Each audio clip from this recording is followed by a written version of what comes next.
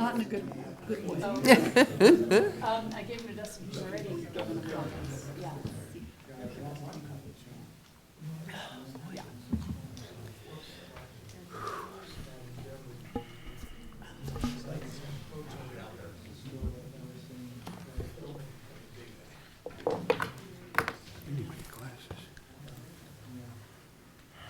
I'd like to call this regular town board meeting to order for Tuesday, January 20th, 2026. Roll call, please. Trustee Nyberg. Here. Right. Trustee Zazzaro. Here. Trustee Hartz. Trustee Katsos. Here. Trustee Moreland. Here. Trustee McLaurin. Here. And Mayor Ah. Here. Please all rise for the pledge. Pledge allegiance to the flag of the United States of America and to the republic for which it stands, one nation, under God, indivisible, with liberty and justice for all.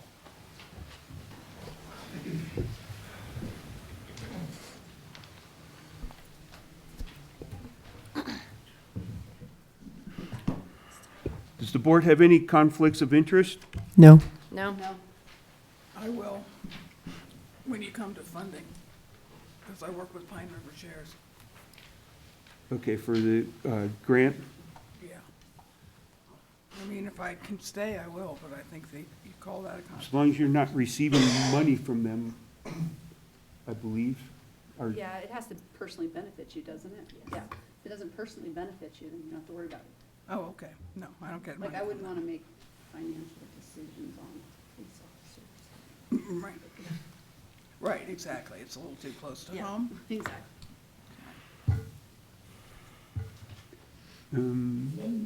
Like the It's weird. I'd like to open up the general public input for anything that's not on the agenda.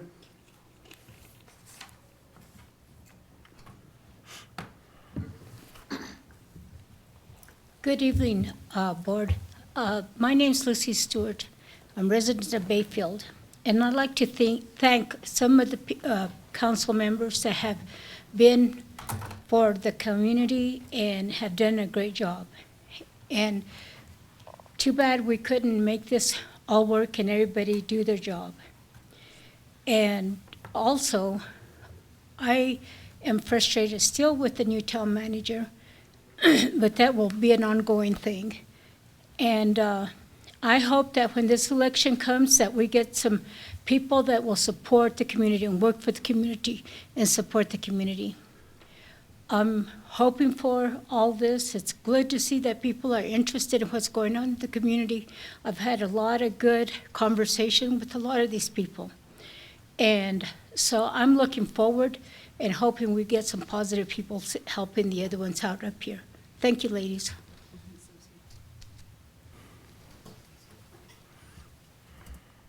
Any other public input? Okay, I'll close the public input. Next up is approval of the agenda. Has the board had a chance to look the agenda over? Yes. Need a motion? Mr. Mayor, I'd like to make a motion to approve the agenda. I'll second. Got a motion and a second. Any discussion? Roll call, please. Trustee Nyberg. Yes. Trustee Zazzaro. Yes. Trustee Katsos. Yes. Trustee Moreland. Yes. Trustee McLaurin. Yes. And Mayor Ah. Yes. First up is the Moravan grant applications. Do we need any intro for that at all? So the ones we did, they have some come in. Sarah has been wrangling all those and getting those into the packet for you. The application did kind of left it ambiguous as far as what the amount was requested and stuff. So I'm glad that the people that are representing these entities are here tonight to talk to you guys. And when I wrote the donation policy, it clearly states that it is up to the Board of Trustees so to divvy out this grant. And can you tell us one more time how much How much is the grant? Mr. Moravan gave us? He gave us 50,000 and we budgeted some of that out. I think it was 5,000. I don't have the budget in front of me for utility relief. It was around that amount. We did budget a small amount for the utility relief fund that we had talked about for people that could not pay their bills and qualified for the LEAP qualification. So you have approximately, I believe it was 5,000 we took out of that, which left you with 45,000 to award amongst the charities that you chose as necessary for the community. So did we eliminate the kind of scale that we had created, like so many 500, so many 1,500? Okay, okay, okay. Yeah, Thank and- you. And keep in mind, this isn't the NGOs either, Right. the ones we partner with. You're going to see Homes Fund later on in the Yeah. agenda because we do have a PSA with them. So these are the more of the ones for the community in that situation. And this is just round one. I mean, if you guys don't dole out the whole money, we're still taking applications and we're still going to give to the board. Great. Well, I think we should have more than one round and then divvy the dollars up depending on that many rounds. Do we want to do? So Yeah, leave it open until we get more applicants, is what you're saying, or? No, No. not at all. No, I was thinking it more along the lines is if you had 2 rounds in the year, Oh, yeah, like you did one at 6 months and the other one at the 12-month time Got frame, it. then you split the dollar amount up in half and Oh. you divvy out half the first round and half the other half the second round. Or more rounds, depending on what you guys Yeah. think or want. You know, if you wanted to do 3 rounds, then we could divide it by 3 and divvy up the money 3 times. well, I would like to see that money go to as many needy entities as possible. And I don't want to necessarily do very large sums overall. So we can try to share that as much as we can. There's a lot of need in the community. So I hear what you're saying, Brenna. I like that idea. Yeah, I do too. I like splitting it up like now and later in the year. Go ahead. Mr. Mayor, members of the Board of Trustees, we have been in contact with Mr. Moravan, and I think his intention was try to award as much of it as possible. I think he's got some tax reasons to do that, but he wanted to do it as much as he could up front. And so he has already contacted us from his business office to make sure that, I think they're trying to write some of that off to make sure that it's taken care of. But I think his intention was try to get the best bang that we could. So if we did break it up into 2, it might be too early in the year. So perhaps award a bunch now and then maybe give them another month to get applications in and then award the rest of it during that I see. period. I But like that. I- I mean, Okay. if we that's have what we been have to talking do, I with him still about would that. like, Yeah. because we only have 4 applicants Right. today, and I would like, Well, and he's a vet. He's a vet, and we had, some opportunities to do some work last year for some vets. So I would like to see that too, if I possible. agree. We are working with the VFW. Sarah's in contact with the VFW. They need to be a charity, obviously, for this. So Right. they're working with the VFW to see if they have opportunities there that serve Bayfield, because that's the other thing, is we need to make sure it's for our community. So Sarah is working on that. So we do have some possible lines in the water Oh, to good. catch more coming in, and one of those is through the, trying to assist veterans with some of the needs that the VFW might have as far as assisting their, whether it's housing or some type of. Yeah. There are several programs out there that VFW historically helps with, so we want to make sure it's ours, so. Great. I have another question. So I know you said bang for the buck most upfront, but are we talking about if this is some sort of like tax deductible purpose, nothing can be done until next year for taxes, correct? So it True. doesn't matter True. if you do it now or if you do business it. taxes are sometimes done differently, so if he's working on business taxes and it depends on when his fiscal year is in his business. And Okay. if his fiscal year ends in April or March 31st, then it would fall under those tax timeframe. So Okay. I really couldn't say that would be an answer unless we ask. I would like to have that information because I'm not sure how many people, and how are we getting the word out about this other than, since all 2,800 members of our community are listening right now. How do they all know that this is what's going on? Like, I appreciate those who have already applied. However, with this amount of money that we have, I know we want to make sure we can, to me, the most bang for the buck is the most organizations that can benefit from this, not giving large amounts to a few. It would be giving small amounts to a lot. And I believe that, first of all, we have been advertising it. It went out in our, if you remember, our newsletter that goes out. It's been in that. It's also been on our Facebook page. You know, we've got the ability to also, I believe. Was that in the January newsletter? Because that's the only one I have received Like in November months. or October. It Okay. was, I believe it was, I would have to check. I thought it was in both of them, but we've actually got it coming out again in the February one. Okay, good. To get additional. Okay, Because good. we knew that we only had a few, and we wanted to make sure that we got the word out in that. So we did Okay. anticipate not having full awards of all of them right now, and trying to get more so that if there was money left over, we also had the ability to ask for more. And then, of course, we've been Okay. approaching the VFW on that as Okay, well. So we perfect. have been doing some direct Okay. calls to some of the organizations as Okay. well, trying to find the charities, and we do have lists of those charities that are in our area, so I know that we have contacted some of those folks. I'm really surprised We do Friends a of the couple Public of them already, Libraries. and I actually dropped forms off to them, and they never returned them.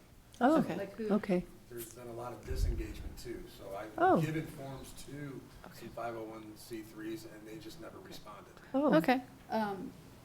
I think with knowing Mr. Morvan wants to make it in his tax year, finding out what that time frame looks like, and not knowing really, I think it would be prudent if we approve the nonprofits tonight, but not the allocation of the dollars until we have all of them together.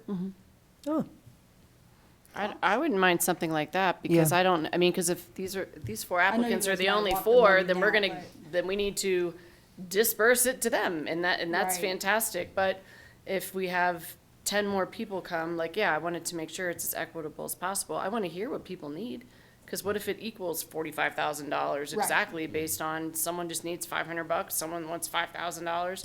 I would like to see all of it come in, and then we Right. yeah. do the most good from I there. would agree with that, too.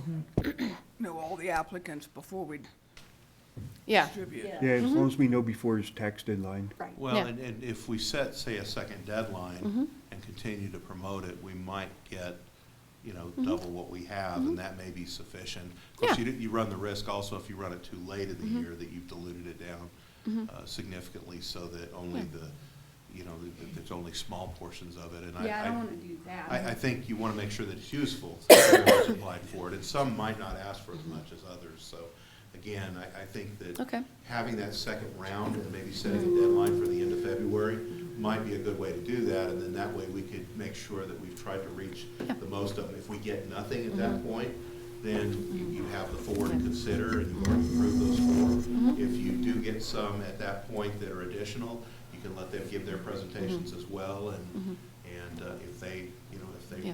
meet your standards, then you can fund them. What as was well. our first deadline? It was, we tried to get them by the end of, or by the deadline for this council meeting. Oh, So we've been okay. pushing now for about 6 weeks. Okay. And so I know the chief got, he went and distributed, the application forms. I know Sarah has been doing that. We've been trying to contact some of the organizations. Not all of them have responded yet. We've had one of them where I guess the founder or the person that was running it passed away. Oh. So there have been a few little hiccups in there, but we're continuing to push. And again, the VFW, going back to Trustee Katzo's comments about the VFW or the veterans, we know that there were some that were interested, but because of the way that we've got our wording on a resolution, we need to find a charitable organization that we can then donate that or give that to, so that they can meet the needs of those particular veterans in the area. So we're trying to kind of put the people with the organization together so that there is a funding place to go for the money, but also a purpose for that money to Yeah. eventually take care of, so. Well, I would even think, like, if there's any vets that need new prosthetics or something like that, people who can't afford it, some kind of pool for that type of thing would be great, too. The only problem is that the agreement with Mr. Moravan is for nonprofit organizations, so there would have to be a nonprofit organization Yeah, that does that. right. And getting that in time for Exactly. them would be difficult, but Yeah, unless but there maybe are- there's an there might be ones organization. already out there Yeah. that serve our area. Yeah, And Okay. we were hoping And that's- VFW, because they've got a lot of They've got a lot of programs, programs, that yeah. if there are those needs, that they can service those folks through the existing programs that they have. So we're still doing our due diligence on that, Yeah. trying to find out what they can do, but we do appreciate that. And if there's anybody else that you're aware of that could possibly qualify for the area, please send them our way, because we'd be happy to sit down with them, give them the application, even help them work through it if they need to, so. Did Okay. anybody do Friends of the Public Library? They actually were one of the ones that were contacted, and they just didn't get their paperwork quite in time, yeah, yeah. to make the packet. Yeah. Chief, did you have something to add? When we designed this and talked to Mr. Moravan back in October, the initial deadline was December 1st. But since everything was lagging behind and then we had other input and other questions, it got delayed a little bit. And that's when Mr. Moravan contacted us and said he wanted it done really before December 31st, because he did give the funds. That was in- last year's taxes then. So Yeah. he did give the funds in 2025. That's what Yeah. he was wanting to get everything resolved by Yeah. the new year. And then things happened and things got pushed on a little bit longer, trying to find more and more people. But like I said, I've gone and talked to several that did not. I know we talked about the senior center. They hadn't put one in. Yeah. The library hadn't put one in. Veep hasn't put one in. These Yeah. are Yeah, all that's the why I'm ones- surprised at, Yeah, so those constituents are here on a monthly basis hearing Yeah. us. But when we reach out, I get to the point to where I can only go knock on their door so many times to Right. remind them. We're trying to give you money. Yeah, Yeah. and they're not used to that from policemen. Yeah. So, so I think my request is, this was last posted on our Facebook in November. We need to clarify, since this was supposed to be done by December 1st and we're in January, so what does that mean for Mr. Moravan? And then I would like to see this posted again on our Facebook. I'd like to see it on the new Town of Bayfield page, not our Facebook page, but that one. I'd like to see this on Nextdoor. Yeah. And then I think we've done our due diligence there, because this is where I'm like, I don't remember seeing this. And I'm like, oh yeah, it was in November. It was Well, right at and, the holidays. and like- December's a terrible time to try to get these things in. So to me, it seemed like if we pushed out a brand-new deadline that gave everybody like 30 more days, to jump on that, that would be, you might get the response. They just didn't have enough time to organize it, so. Okay, great. So we're going to hear these people now, and then, Yeah, is there any more, does the board have any other questions, concerns? No, not for that. I Okay. don't have questions to that. So Yeah. first up would be Pine River Shares. Is someone,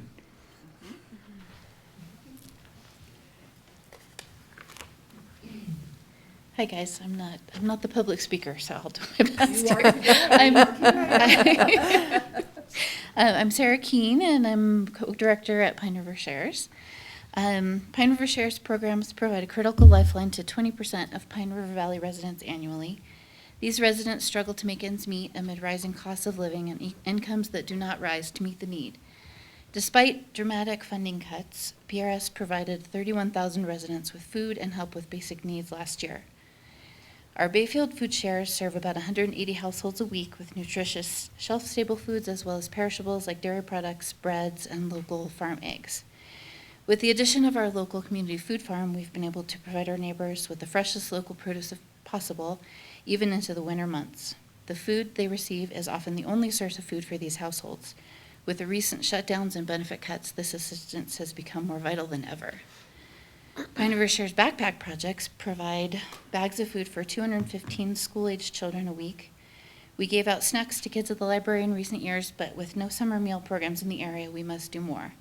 We will be opening our campus this year to provide lunch twice a week to Bayfield children while their families shop in our new and improved free choice market aimed at curbing long lines and increasing dignity and flexibility within our programs. We hope to continue to provide Bayfield seniors with fresh local farm produce and eggs weekly at our senior center this summer as well. The joy that that program provides is invaluable. Our seniors, many of whom who can no longer garden for themselves, receive the freshest, most delicious produce and eggs straight from the farm to enjoy at home in whatever way they choose. Our free cycle thrift store supplies residents with gently used clothing and housewares at no cost. This resource is vital to keeping so many residents comfortable year-round and especially warm in the cold months, as well as providing clothing for growing children and even as a stepping stone for looking great at a job opportunity.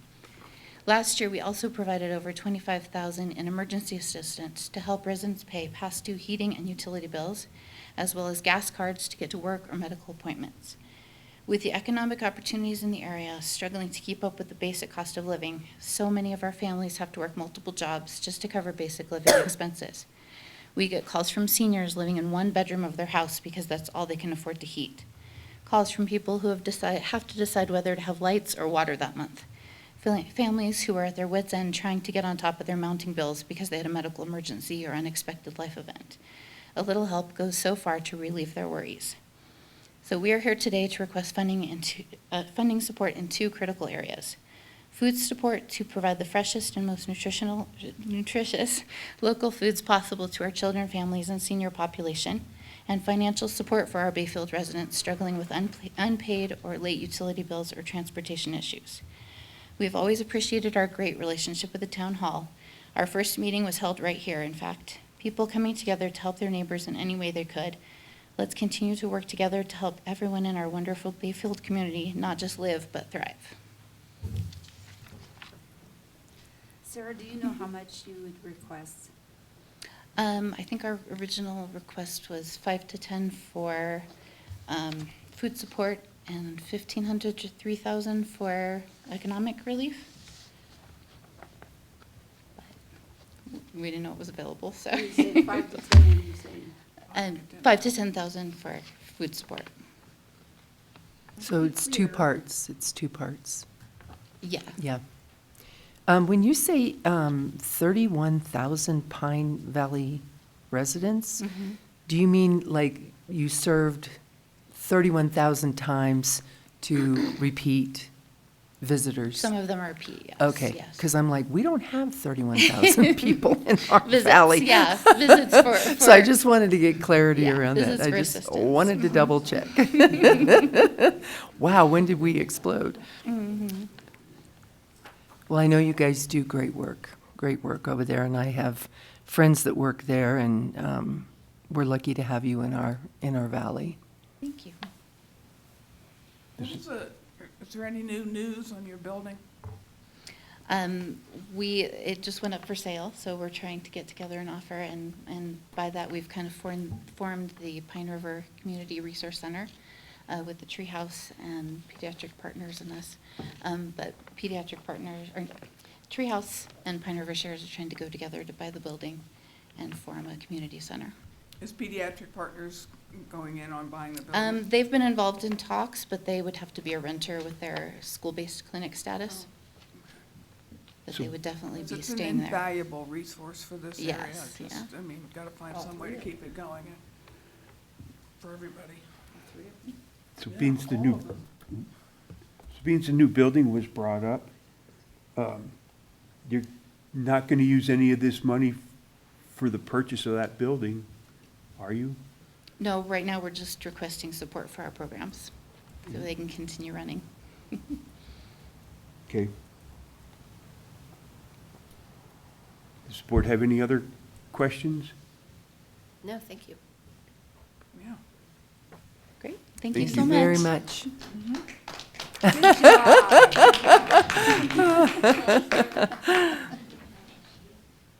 Next up is the B. Frank Foundation. Good evening, folks. My name is Lecky Sinowitz, and I'm the Executive Director of the B. Frank Foundation and now the Orchestra Department Chair of Stillwater Music. So we are joining forces to try to be able to copy and paste what we've been able to do here in Bayfield. What we started with 13 instruments that we bought off Craigslist to support our local students, and we're now able to provide opportunities throughout La Plata County. last time we were standing here, we were requesting your approval for an event that we put on over at Joe Stevenson Park that we do every year, Frankenstein, which was a huge success. So thank you to Dustin and the Parks and Rec team for really pulling out all the stops, providing the barricades, even the marshal's office, just having an extra set of eyes on our beer garden and the kids area and everything. It was a swampy mess over there. The kids loved it, but Of course they would. of course they would, right? And that's what it's all about. So again, thank you again for the support there. Through that event, we were able to raise $5,000 to offset scholarships for this fall. And we were the numbers that we presented you did not include our middle school and high school students. So we awarded $5,000 for our elementary students to participate in these programs. That's to tuition as well as putting a quality instrument in their hands. As you guys know, the Bayfield School District went to a 4-day week. And so we have done what we can to keep these students involved in their learning 5 days a week. So we have programs going on Fridays. So we've got our high school group, which is Fridays with Phil, which is like Fridays with Philharmonic, and they're playing classical music. And tip of the hat to, I saw Shelley on here earlier, and Sarah with the library, and we're able to go into the Pine River Library and have rehearsals. So we're using community space. We got rid of our brick and mortar, and we're going to public facilities and trying to provide these opportunities to make them more accessible. We host classes at Bayfield Intermediate School, so a family that may be in need of a scholarship, they can just send their kid down the hall and meet us there. Of course, before we start another class, we have them get the Wiggles out, have them go out to the playground. But it's been a community effort since we started our programs back in 2008, and it's been just so amazing to receive the support from folks like you, Pine River Library, and the Bayfield School District. We awarded $7,500 in scholarships in the fall. Much of that was offset with the money that we were able to raise through Frankenstein. We're projecting the same expenses, if not more, this spring, which is so exciting. There's many times we have students that try an instrument for the first time and they realize it's not their thing, which tip of the hat to them for giving it a shot. But in this case, here in Bayfield, we have 5 more students that are coming, and many of those students and families are requesting scholarships. And that is at the heart of our mission. And I know it's at the heart of your mission as well, to make sure that everybody has access to quality education, but even more than education, it's an experience for these kids. It's an opportunity for them to get away from some of the issues they might be having at home, give them a sense of belonging. Kids get bullied on social media and in class, and here's one opportunity for us to come together, play music, work together, cheer each other on, high fives and hugs, and the occasional cupcake parties, those guys are being awesome. Sugar, as all the parents in the room know, I'm not above bribing the students with some candy and treats, but they certainly deserve it, and our programs would greatly benefit from the support of this very generous fund presented by Mr. Morvan. The funds would go, again, to offset scholarships. It would also go for instructional support as these programs grow. I haven't figured out a way to clone myself, and we need additional support in the classroom to give every student the chance to succeed in there. We have Miss Katie Deming, who is a 5th grade teacher at Bayfield Bayfield Intermediate School, who's helping me right now, which when she was introduced to the class, said, "Miss Deming, why don't you tell the class how you know Mr. Yu?" And she said, I was in Mr. Yu's class when I was in 3rd grade. They all turned to me and said, "You're old." But that's the type of community that we want to continue to foster. We have middle school and high school students coming over and working with the littles as well. You know, as part of our scholarship process is giving back to the community. You know, you don't just get a free handout. You know, can you guys work off some of this, some of the scholarship money that you receive? So we have kids working with kids, and kids are so much cooler than me, and they can really make a huge impact in the lives of all these kids. So, but you know, here in Bayfield, we've got 2 elementary programs. Sorry. That's my reminder to That's call, your pause. to call my son.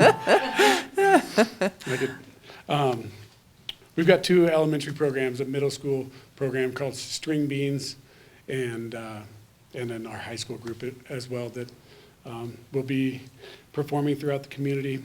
So if there's ever any functions that you guys need live music, you know where to turn to. We'll take your questions. How many kids do you have in your program? I didn't catch the number. In Bayfield, we have 50 students. 50 So 30 at the elementary school, 10 in our after-school, middle school ensemble. Excellent. Which meets in the evenings, so that competes with sports, but some students are able to work it out. Yeah. And then another 10 high school students. Well, I nearly fell out of my chair when my 6-foot 7th grader walked in the door and said, "Mom, I need a flute." And he was an athlete. And I was like, "Excuse me? Did I hear flute?" And he's like, "That's the only instrument left on the band that I can pick up." I later found out all the cute girls played in band. So, but he still had a great experience. So I love this other venue for kids to have camaraderie experiences, and a lot of times the older kids really pick up and help the younger kids, which is super cool too. So I think it's a great program. Yeah, thank you so much. I'll ask you the same thing, like what was the requested amount?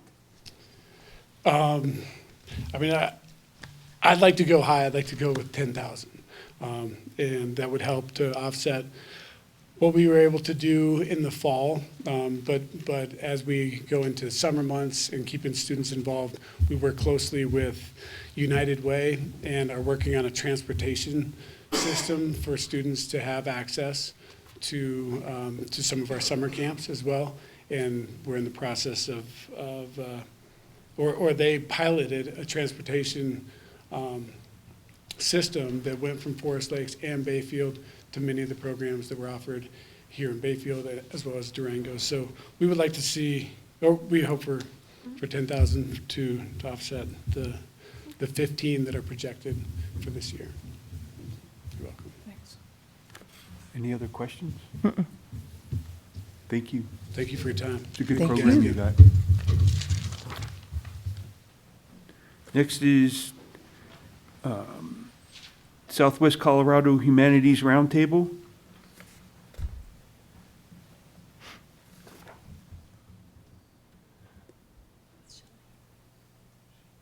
Hey, can you hear me? Yes. Yes.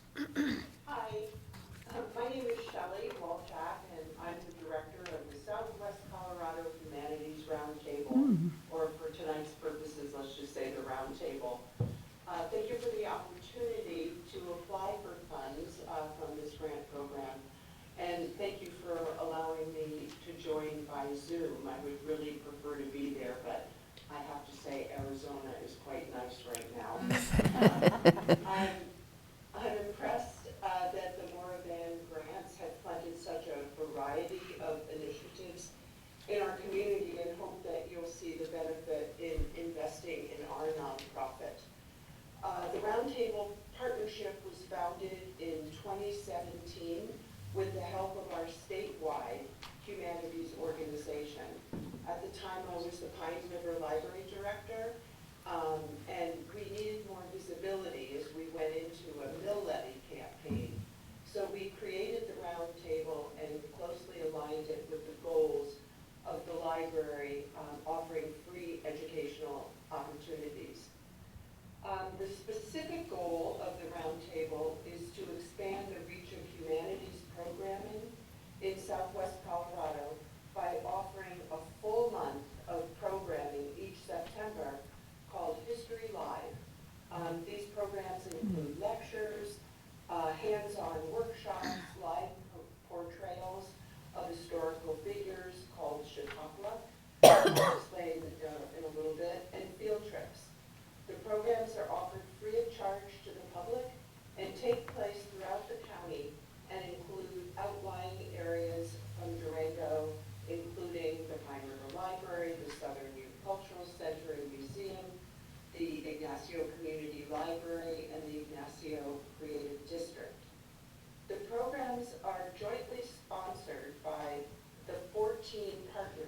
we had in this endeavor.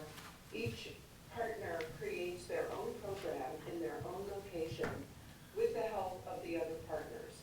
Then they are jointly marketed through a website, brochures, posters, a Durango Herald insert, social media, radio, and lots of word-of-mouth marketing. The programs, again, are jointly sponsored by the 14 partners, and the core programs of History Live are our Chautauqua presentations, which have been a part of the county's entertainment for over 15 years. A Chautauqua presentation refers to a live, historically themed presentation featuring performers that embody historical figures like Teddy Roosevelt or Amelia Earhart, supporting the tradition of bringing history and learning alive. Our events align closely with the mission of the town of Bayfield to foster community engagement, to strengthen partnerships, and provide meaningful educational opportunities free of charge. We bring together participants from diverse backgrounds. We create a unique opportunity for networking and collaboration, and the events facilitate new relationships, exchange of ideas, and collaborative ventures that may not occur otherwise. Also, we believe that we generate economic activity in many ways by supporting small businesses, for example, Maria's, by offering additional educational events with the general community and our school and college partners, by enhancing quality of life and fostering collaboration. I believe these actions can help to create jobs, improve living standards, and make our community stronger and more resilient. Our total attendance counts for History Live over the last 3 years have reached over 1,700 people throughout the month of September. In Bayfield alone, we've held 3 Chautauqua events plus several others at the library, bringing in over 200 people annually in the last 2 years. The Roundtable is requesting $3,000 in funding to assist with costs associated with our Chautauqua speakers, which accounts for about half of our budget. Our desired outcome is to expand our audience and our community's knowledge. Our evaluations throughout the years have almost exclusively rated our programs as excellent. Concerning sustainability, we are excited to be in conversation with Al Harper and the Durango Silverton Train, as well as the Valentine family, to host a luncheon in their Durango home. Richard Valentine is one of our partners in this. We are also working with the organizers for the 150-250 celebration this year. We will be included in their marketing materials. And these events, I believe, will serve as steps toward independent financing of History Live and the growth of our events. In the past, we have received close to half of our funding from Colorado Humanities, but as of last fall, Colorado Humanities lost all of its federal funding and will not be able to support us this year, which is why we are hopeful to establish a relationship with you. After 8 years, we have become highly efficient and well organized. We keep the administrative operations simple and focus on the programming. We have found that growth at a steady pace offers us the best chance of continued success. We are excited not only about our past, but also our future, and we are an extremely successful program that brings so much to our community. I have a list of all of our different partners if you're interested, but I also included that in the application. I think we're okay. Thanks, Shelley. Okay. Any questions for Shelley? I don't have any questions, but if you guys have not had a chance to attend the Chautauqua History Live, They're they are great. amazing. They're great. And every time I go, I see lots of Bayfield people. Even I've attended one in Durango, and there was lots of Bayfield people there too. So, in case you were wondering if it serves the Bayfield community, it definitely does. I have one question. Sure. What's the theme for the 250, 150? What's the theme? The Constitution, the history of our country. That'll be interesting. And this year, we've talked to our Chautauqua speakers, we've already hired them. We're bringing in someone to perform as John Adams, and also as a woman named Polly Murray. She was an African-American woman who started the National Organization of Women with Betty Friedan. She was the first black woman to become a lawyer through Yale, rejected by Harvard. Very much involved in the democratic process in our country. And she's gonna, we had the woman who's performing, her came last year and performed as Harriet Tubman, both in Ignacio, at the Ignacio schools and the Ignacio Community Library. And then we had Lincoln's Law Partner actually perform at the Bayfield Library, amongst other programs. Very good. Any other questions? No, thank you. Thank you, Shelley. Thank you. Shelley? Next is Community Treehouse. Hello. Hi. Hi, everyone. I need my glasses. I apologize. And at this point, I wrote it down so that I can just read instead of starting to ramble on like I always do. Thank you for giving me the opportunity to share a little bit about the Community Treehouse. Our town is very special. It's very close-knit and is full of families that deeply care about our education, recreation, and supporting one another. The Treehouse is a place where all of that comes together. First, I want to say thank you to the Moravan family, which I hope they were in here, but they're not here, to support us last year and for us to give the opportunity to apply for the donation again. For anyone who may be new to the Treehouse, we are a family-centered nonprofit right here in Bayfield. We are a place where children can learn and play, parents can connect and find support, and families can feel where they belong, feel like they belong. We are not a child care center, and I shout that off the rooftops every day. We are a parent support center and an indoor play place. Through parenting classes, tumbling tots, baby and me support group, Circle of Wonder, our new one for children with special needs, and mental health support groups, we are here to remind parents that you don't have to parent alone. They are surrounded by care, connection, and community. Take a moment, this is what I always do, look around and just say hi to someone that you don't know. Look around, because that's what we do at the Treehouse.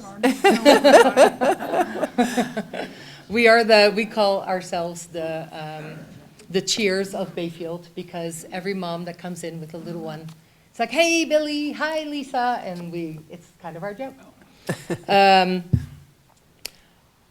Our focus is building friendships and creating a village together, just like the mission of Bayfield. Can you imagine moving to Bayfield, knowing no one, and then having a new baby?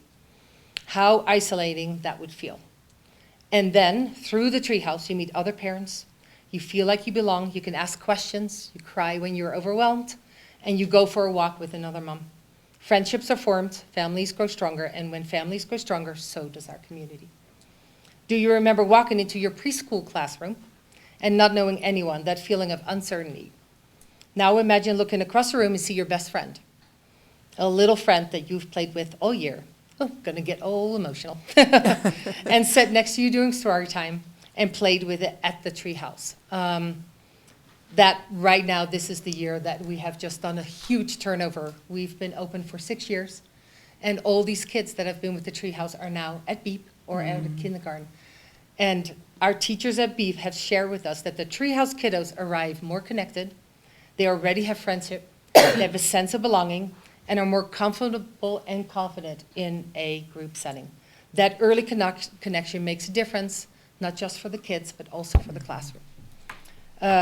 One of our most transformative programs is parent work time. And within parent work time, our staff are our parents. So we are hiring our parents so that their kiddos can come with them. Twice a week, children play at the treehouse while their parents work or study, or even I have had a mom lay on the couch and take a nap. And this mama has twins, so she's allowed to. I'll never forget one mama tell me that parent work time allowed her to complete a huge work project that she had been trying for all year without worrying for her kiddos, and that she felt like she could breathe again. Moments like that happen every single day. I, every single day, have probably one mama crying, or I cry with them, or you hear the giggles of all the kids around the corner. Right now, 40% of our families rely on scholarships. We have about 133 families right now. 40% do scholarships. They pay $50 a month or $400 for the year. But every year, that percentage goes higher and higher. The treehouse is definitely not one, it's not a need. It's one of the first needs that they take away when they don't have money. And so we open the treehouse open that it's for anybody. Right now, we have obviously some rising costs, increased rent, and the possibility of purchasing a building, keeping our programs accessible. I do not want to raise our prices. I want to keep it open for everybody. That will be helpful with this donation.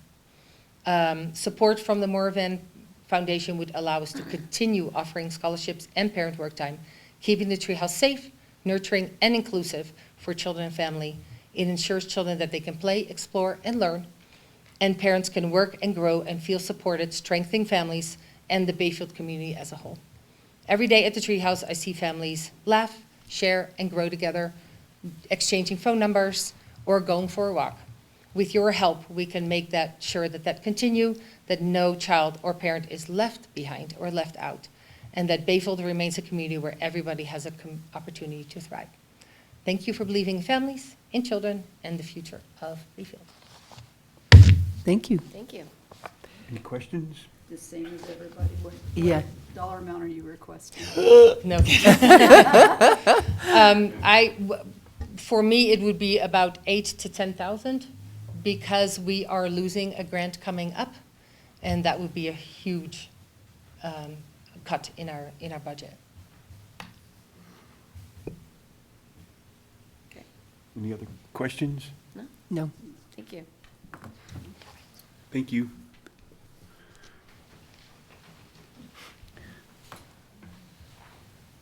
Does the public have any questions of our applicants?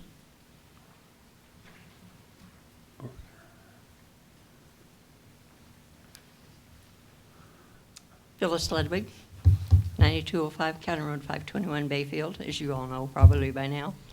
I don't have questions. I've been here 71 years, and all of these organizations have added so much to our community. I've seen this place grow from a dirt street to what we have now, and these organizations are great. I donate to the Pine River Shares when I can, and 2 of my children were in band in high school, and they loved it. It was good for them, and thank the good Lord we didn't have cell phones in. But the music is something they enjoyed, they still enjoy. My aunt once said music is healing, and believe me, it is. So I think that the Stillwater music is great. And the Humanities, it's the first I've heard of it, but it sounds like a good organization. And the treehouse is great. I've known people that have been there with their children. And like I say, every one of these, I think, deserve a good amount of what Moravan gave the Bayfield. Thank you. Thank you. Thank you. Any other public comment?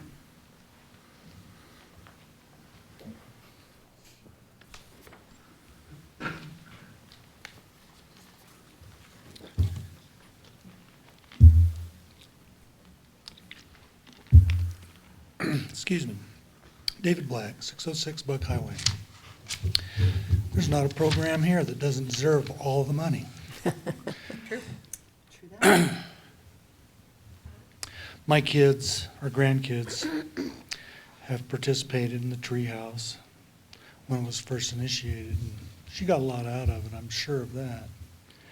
And as she's grown older, she's played music and through Be Frank, and that's added a lot to her life, to be sure. But it's not just my kids. I mean, it's every kid in the community. So you guys have if you got $45,000 to divvy up,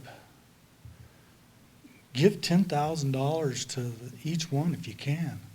I mean, you still would have $5,000 left over to give to the people that didn't show up.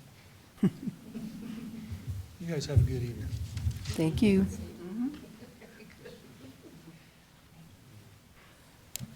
Any other comment? Okay, I'm going to close the public comment on that. Does the board want to wait then to take action till we hear from some others? I would like to give some more opportunity, just to see I'm maybe good with that. I just Yeah. Yeah. making sure we're Yep. on the same page. Agreed. Okay. So maybe put it out for 30 days and then close Yeah, it and Mrs. Morvan needs us to do something quicker. quicker in case we need See to. where we're at. Yeah. John, do you have the total?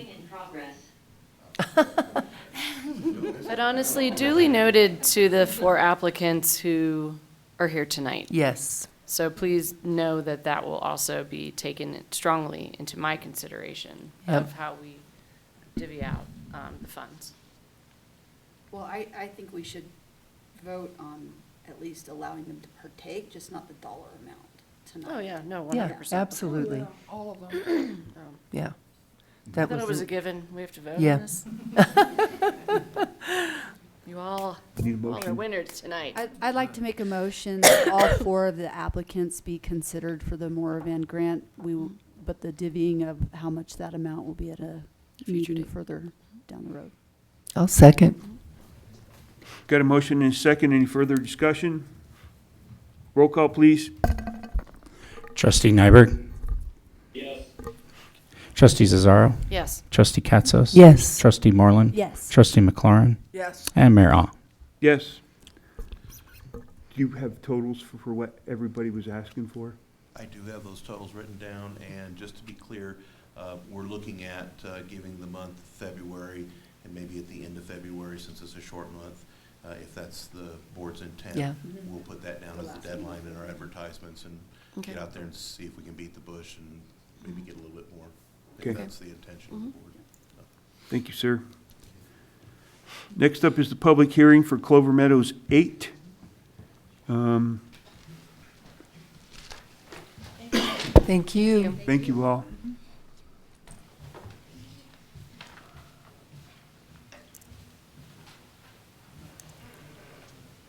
Derek, I guess you're up.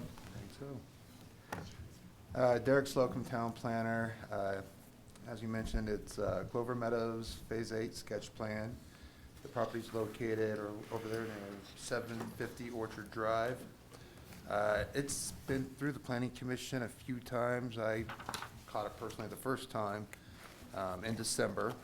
At that meeting, they did a vote of no decision. They wanted a few changes made to the plan.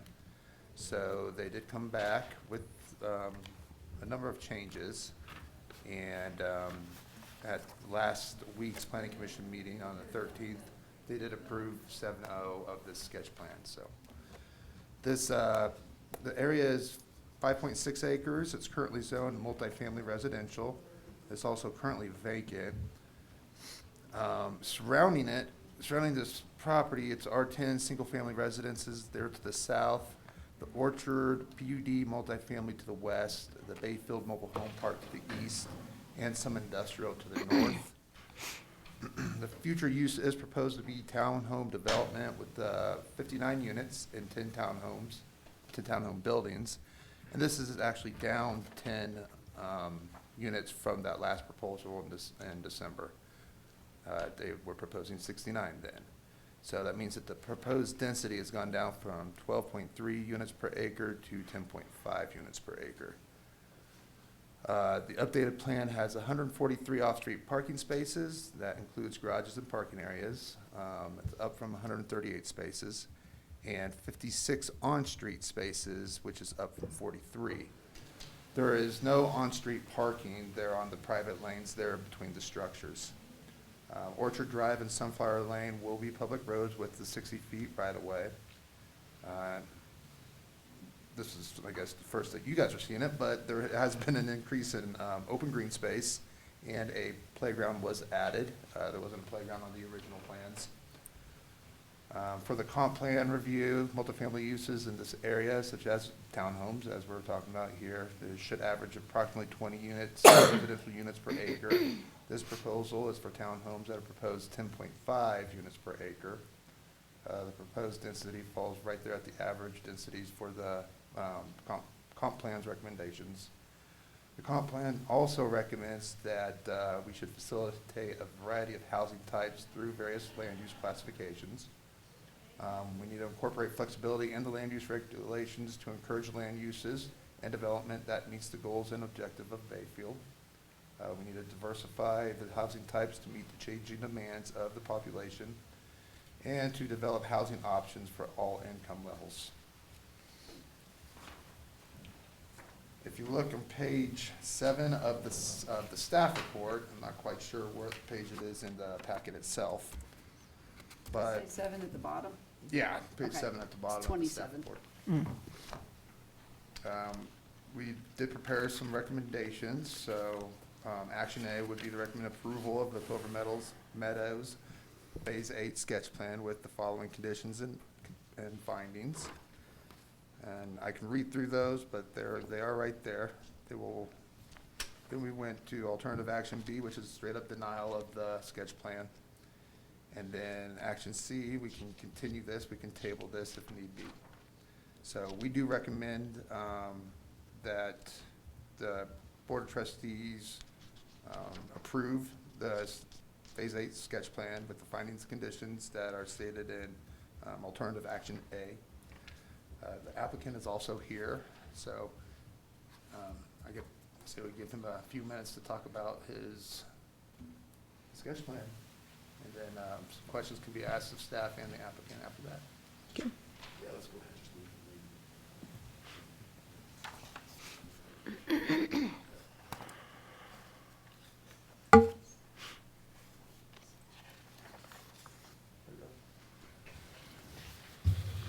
Thank you, Board of Trustees. My name is Kelton McCoy. My address is 550 Buck Highway. I'm here representing the owners of this piece of land. I wanted to thank you guys for your time hearing this application, as well as staff's time putting together a favorable staff report. As staff mentioned, the proposed sketch plan abides all sketch plan requirements, meets all comp plan housing goals, has infrastructure and capacity within reach, as well as falls well under the density for this type of zoning. It also provides a proper transitioning from industrial zoned properties to the north down to your residential zoned properties to the south. As staff mentioned, we made many changes based off of both public and planning commission concerns. As he mentioned, those 3 main changes were we added more parking. If you can flip to the next one, actually, just for a minute. This shows all of the parking that we added. The yellow stalls were the additional parking stalls that we added. Those are 39 resident and guest only parking stalls that will be modified and monitored by the HOA to ensure that that doesn't have any long-term parking from residents outside of our area, along with the already allotted 118 garage stalls, so 2-car garage for each unit. So ultimately, there's way more parking than there needs to be, which services our parcel and eliminates the risk for parking on Lupine, as well as any other streets around in the area. You can go, if you can go back to the previous one.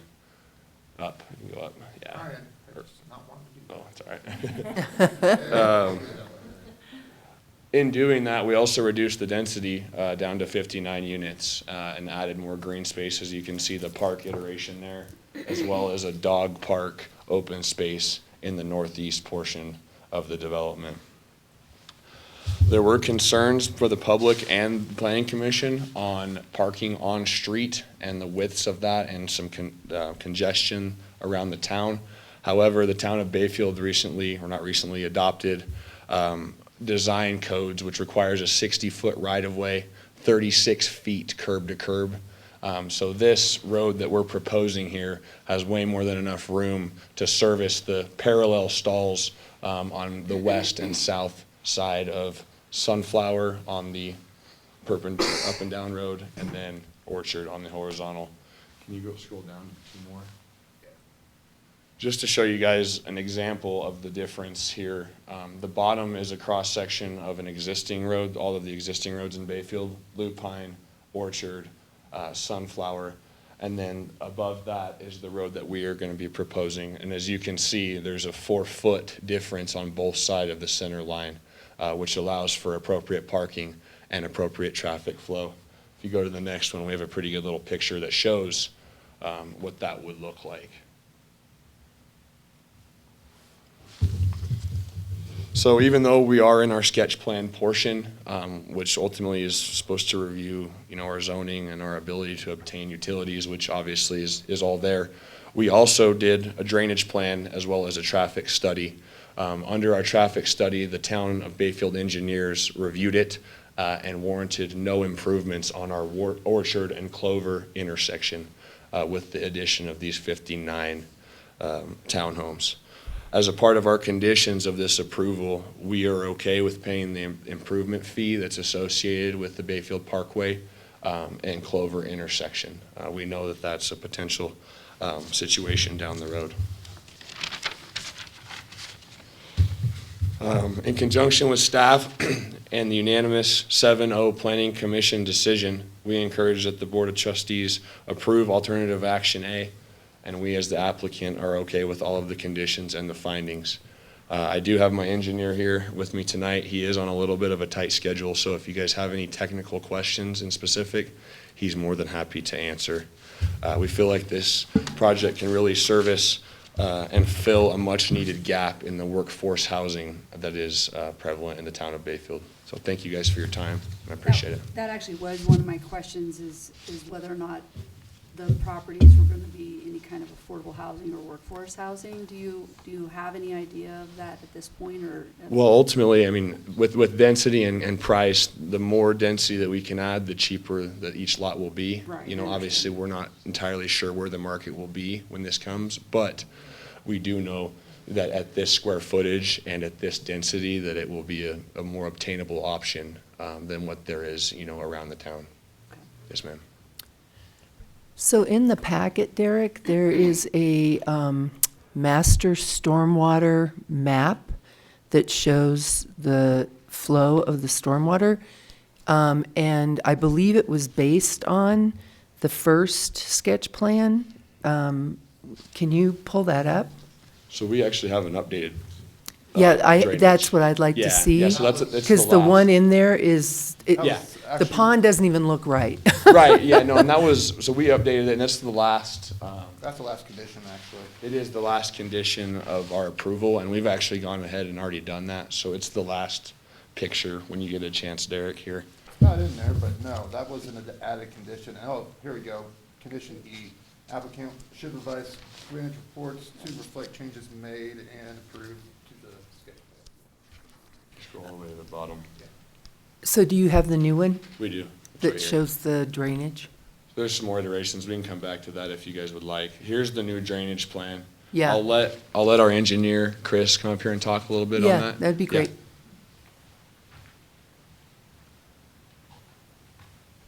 I'm Chris Hawkins, 759 Current Drive. Sorry for looking like a bum. I'm from work to here, and I'm going to a hockey game, so I look like a hockey bum. So my apologies for that. No problem. So I guess a quick walkthrough on the intention for the drainage is that on the far northeast corner, there's a drainage swell to pick up some miscellaneous drainage. All of it's tracking from kind of the northeast to the southwest. But I'm basically catching drainage and bringing it to an inlet, and then over to one more inlet that kind of picks up all the drainage for the park. There's one street inlet, which is at the low point in Sunflower. I structured sunflower so that it kind of went down and then back up, so that the drainage to the east of that would all be picked up adjacent to, and I guess this is a little harder without I don't know if I can walk over there or not. Yeah. Yeah, Sure. please Okay. do. I did it last time too, sorry. Just talk loud. Actually, for this part, can we go back to the image of that, like we did last time? The rendering? Right here. Yes, sir, thank you. So this would be the low spot in sunflower. So there would be an inlet here, and my intention is to kind of burn this up. This is a low spot for access to the fence and irrigation, and there'll be an easement there. But I'm pulling this high. The vegetation, I need to work with the BHM on, but the intent here is that this will be kind of a swell that tracks westerly as it should now, or just as the ground trends that way. But I'm going to direct it to that. So put a berm here. Should there be an issue with that inlet, which isn't anticipated, but if there was, that I want to force spillover into that swell that'll run directly into the pond. And then we have one detention pond that's on the far western end. Can you, okay, is that the master drainage there? Okay, I'm going to get up. I think it's easier than me trying to talk it through.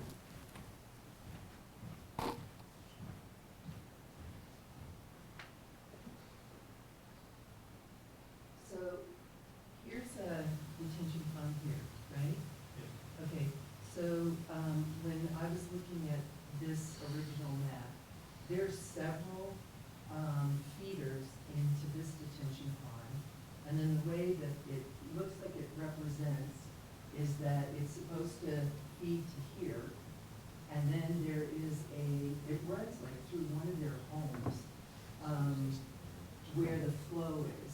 So how are you managing, the hard part with Bayfield's drainage is that every development is an isolated development.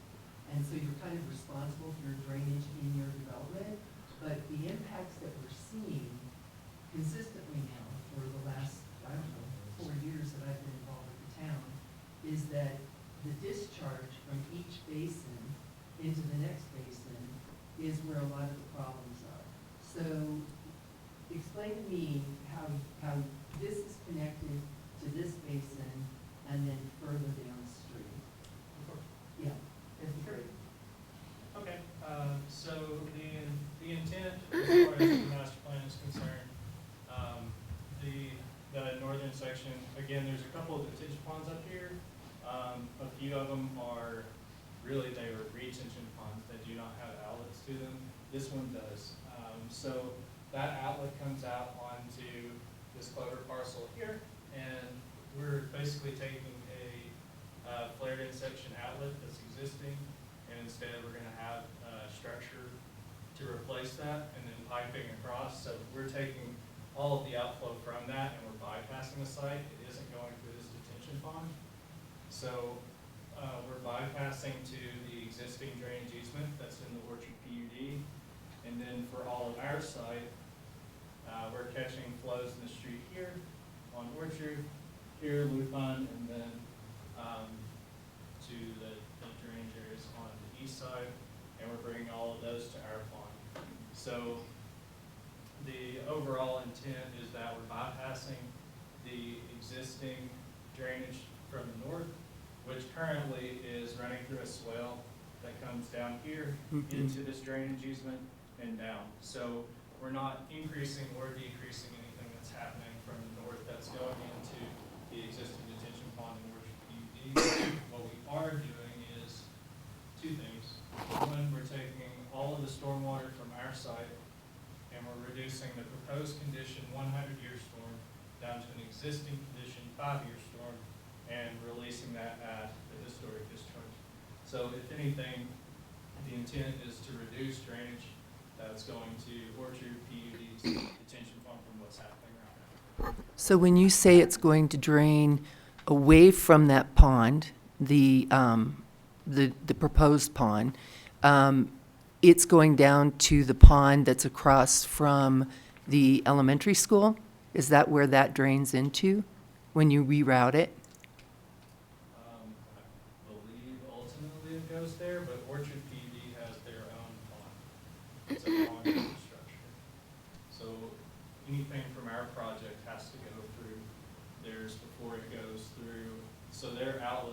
well that goes along the property line. Mhm. It's one that they've had issues recently and did some upgrades to. I've done a little looking at that as well. I did go out there on a rainy day, probably not the worst day, but I did see that there was, that the pond was able to fill up to a certain point and then was rolling around the northeast corner, going in and potentially flooding properties there. Certainly had the potential for that on a bad day. My hope is that I'll be able to connect either our earthwork or a wall over directly into the concrete structure that they have. Like you essentially cut off from the start of Orchard PUD on the west side all the way, so that dark line is the wall that has this lower 10-foot section, but basically just take that entire line and cut it off all the way to Clover. Would be my hope. So is that a stem wall like a retention wall that runs through the entire south boundary? And then also, you've got a wall that also is for the east boundary that's higher, correct? So that's a lot of non-permeable material in a dense area.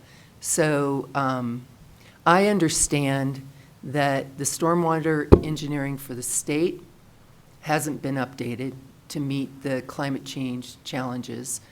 Therefore, our town stormwater hasn't been updated. So It actually has. May I speak to that? please do. Okay. Yeah. So SGM, even if it hasn't been passed, SGM has been working to update to Mile High Flood District standards, which basically is converting the old SCS method, which is kind of a nationally accepted method for interpreting rainfall events and modeling them, which the model is every 24 hours.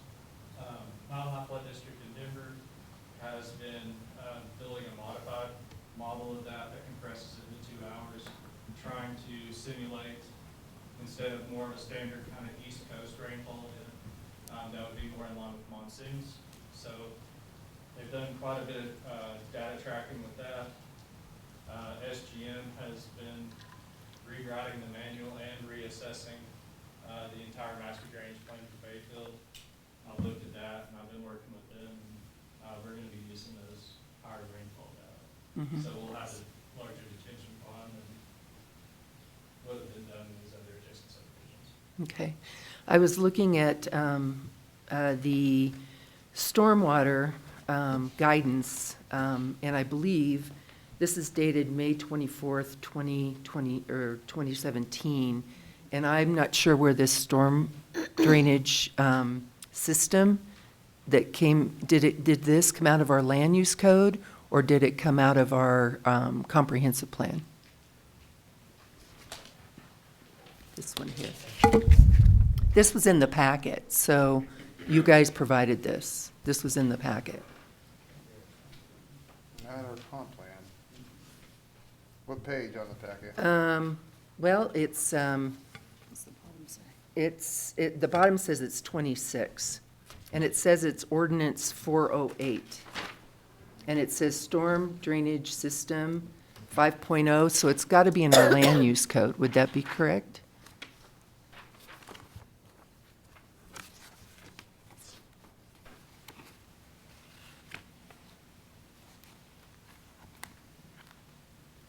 Infrastructure design standards, section 321A, water distribution layout. Is that what you're looking at? 5.2.2 stormwater runoff analysis. Nope, it No? says stormwater drainage. It was, and it's 5.0, and I believe it was taken out of the land use code, I believe. It's in packet page 90, Yeah. even though there's no number on it if you're online. Oh, I saw it and I was just I know, like, it's where dated is it? 2017, that's 9 years ago. It's probably from the infrastructure design standards. Yes, it is. That's the page prior.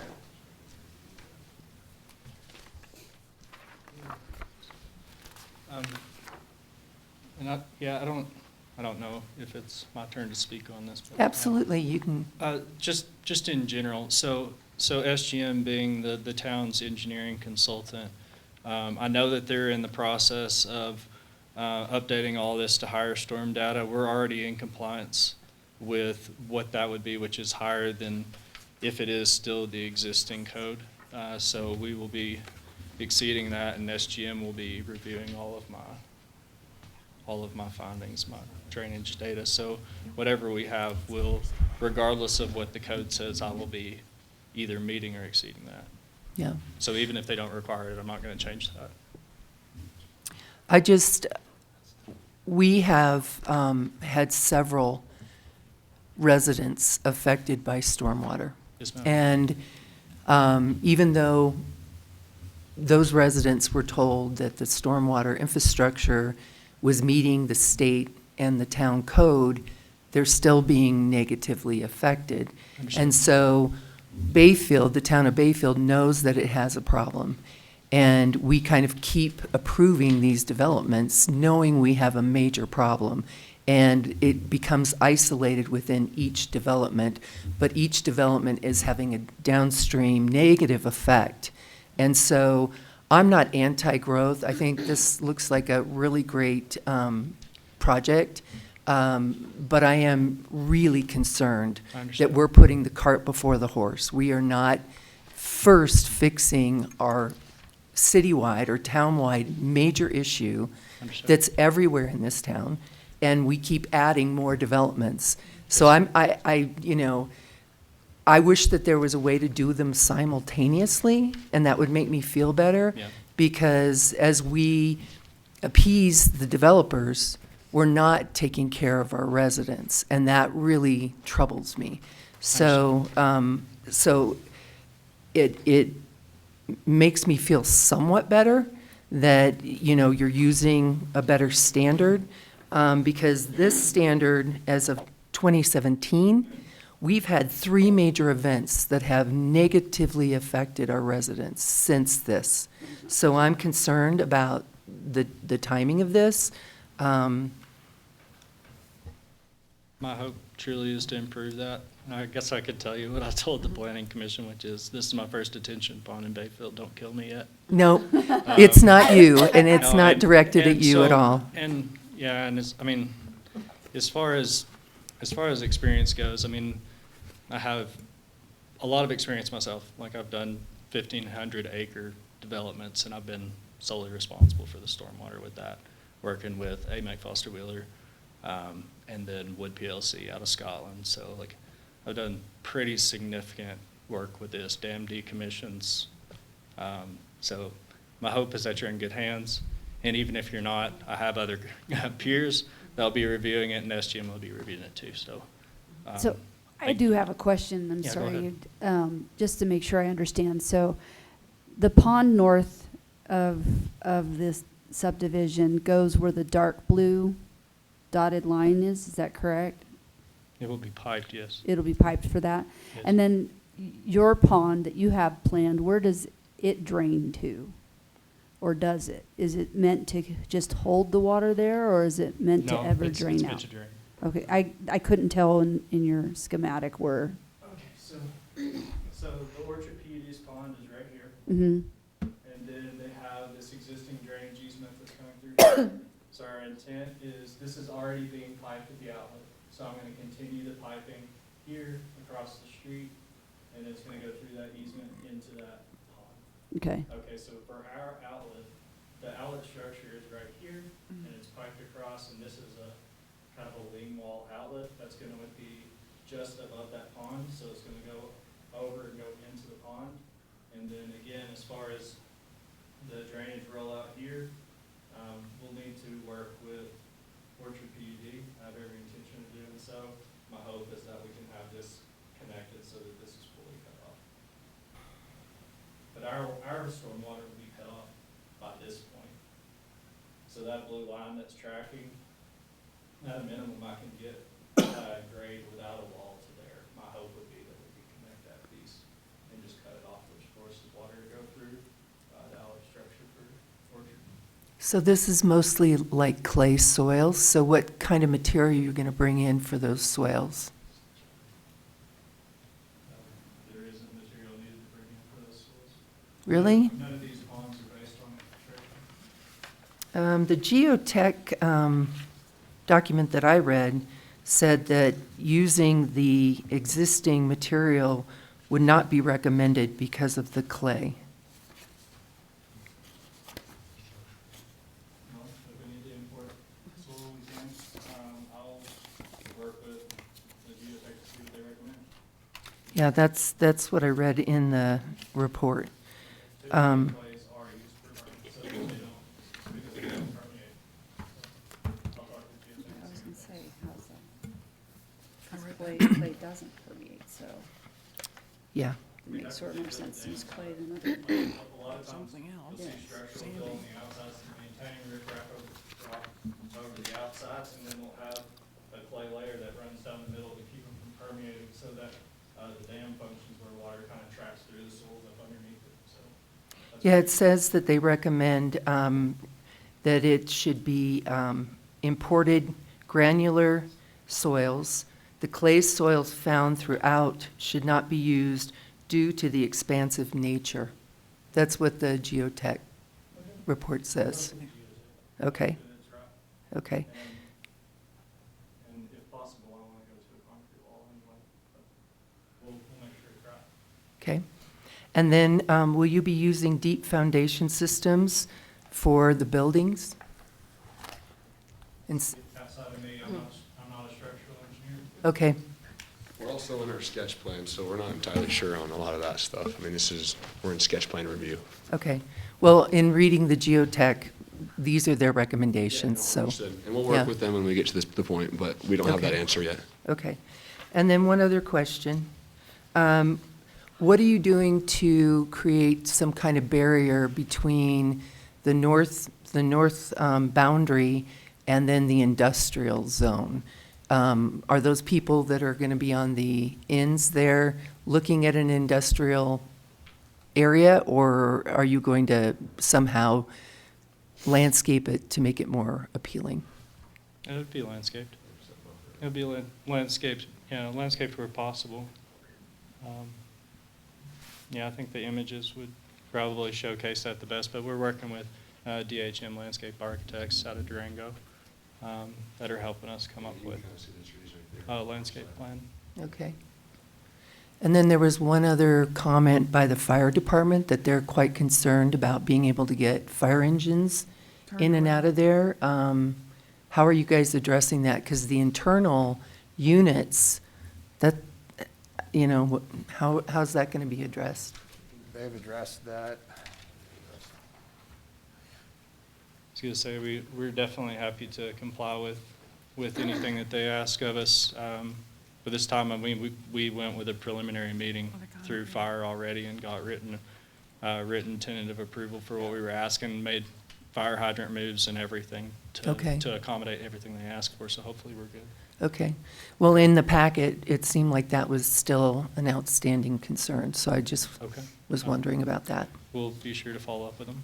Okay. Any other questions from the board?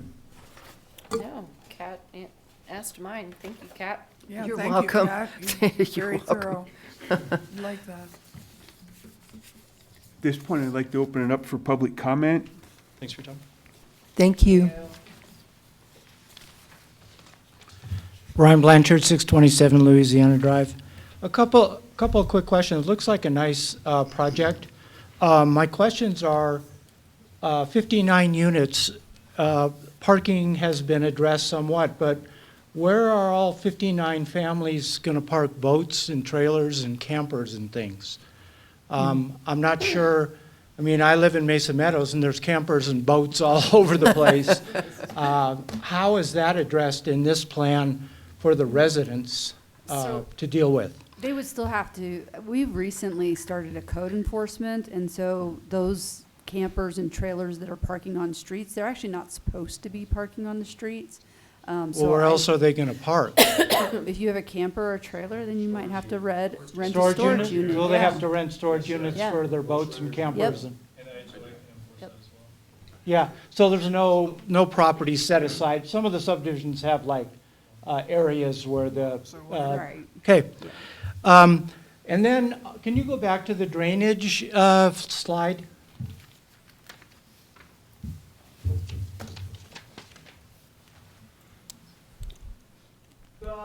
The water from this pond is clearly indicated, come down here, and then it feeds out into the orchard pond. All of this water also fills into the orchard pond. Has the orchard pond worked with you about Capacity. addressing that amount of water? This is way bigger than the orchard, little tiny development. Can they sustain that amount of water coming into their pond? Has the engineering has done that? You can come up. It's just a question, it just seems like a lot more water coming to No, orchard. it's okay, so, right, so basically what's happening right now is existing drainage from Clover 8 and from the north are tracking into Orchard PUD into that pond now. Tiny little thing. It is small, yeah. Yeah. But, you know, it's also a big chunk of that is coming through a detention pond before it gets there. So there is detaining going on to the north in several places before it gets there. As far as our site, so I'll just point at it real quick. This right here, this zone right here, so that matches the existing historic outfall for this property. That was already going to the Orchard PUD. And so what I'm looking at is I'm looking at the existing condition, a 5-year chance of, or a 5% chance of a storm in a year, basically. I'm looking at this smaller storm, figuring out what that runoff amount is. And then I did all of the proposed development and looked at it with all the extra imperviousness. And then I took that 100-year storm, which is the largest that typically engineers are expected to design for. So for the 100-year storm, I'm putting that quantity of water into the pond that you see on our project, and then releasing it at the historic 5-year before this was ever developed. So I'm taking a large amount of water, I'm reducing it to less than it is now. The historical water you talk about, was that based on raw land, or was it based on all the impervious surfaces that are gonna be in this project? So the existing 5-year is based on raw land, so that's the amount that I'm releasing at. And then the pond has to slow water down from a 100-year storm in the developed condition down to the existing 5-year and released at the existing historic location. So my intent is that everything that happens on this site is reduced to a 5-year existing condition before it leaves this site, which, again, the stuff that's coming from the north, it'll be the same as it was before. Everything on this site will be reduced. So the Orchard PUD's pond situation should be improved, especially if we can tie into the side of it to cut it off to make it function fully. So you're comfortable with your runoff plan, in that Orchard will have to deal with that downstream, so to speak? Yes, sir. Yeah. My full intent is to Good. improve the situation. Okay, good project. Which actually is. What is the timeline if everything went to plan for the start of this development? Oh, it still has to go through preliminary plans, and it still has to go through final plans, so. What would be your goal? Like, if you could start, when would you want to start this project? Well, like staff said, we'd have to go through preliminary, final Right. building permits. We'd have to bid it out. We'd have to do the dirt work. Mhm. I genuinely can't answer that question because I'm not the owner of the land either. Oh, So okay. as knowing them as soon as possible, Yeah. because time is money. Yeah. So yeah, as soon as possible. It looks like Upper Pine has a hand raised. Maybe they can answer some of Kat's questions. Great.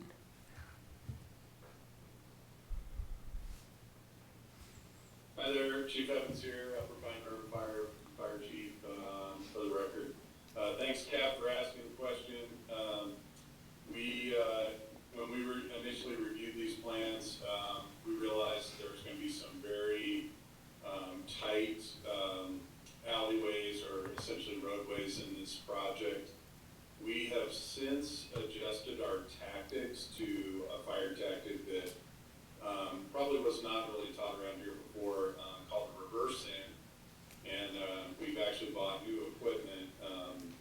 accommodate that.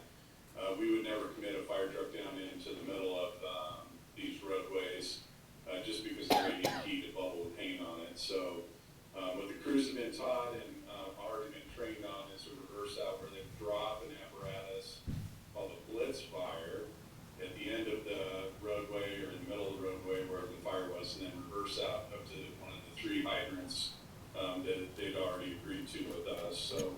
So we have made some tactical changes and some equipment changes to accommodate what probably Bayfield will be looking at in the future, which is high-density housing and really narrow areas there. So happy to answer any questions to that if you have any questions. But again, Kat, thanks for asking the question.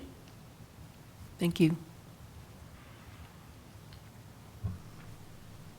Is there any other public comment?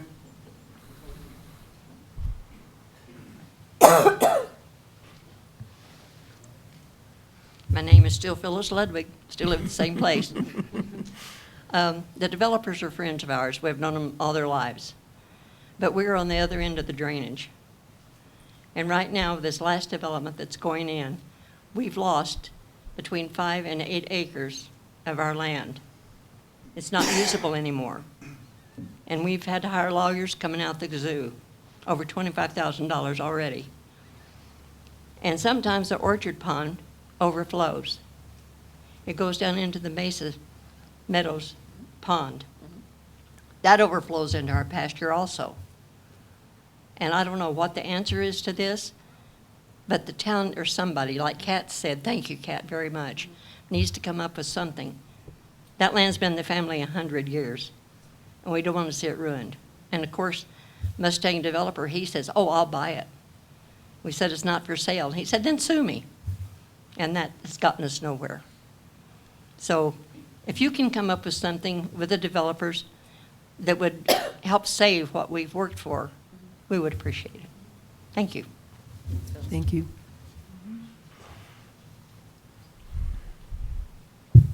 Lucy Stewart, resident of Bayfield. My concern is all this development, the stormwater issue has not been straightened out, figured out, or anything. But subdivision after subdivision is allowed to come in. You know, from that flood that didn't happen in Bayfield last October, guess what? It's ruined my backyard. And yet these people, because they got their money involved in it, I've been here since '77, only to have my property ruined. I won't be able to put a garden next year. But I'm being told by this person here that we imagined it in our subdivision. Something needs to be done. I'm not losing as much property as the Ludwigs, but you know what? This isn't right to balance it on our backs. I think I think you hired a town manager that should be doing this job and getting this taken care of. And quit ruining our livelihoods. Or is the town going to buy us out and pay for what our property is worth before it got ruined? That's what I'd like to know.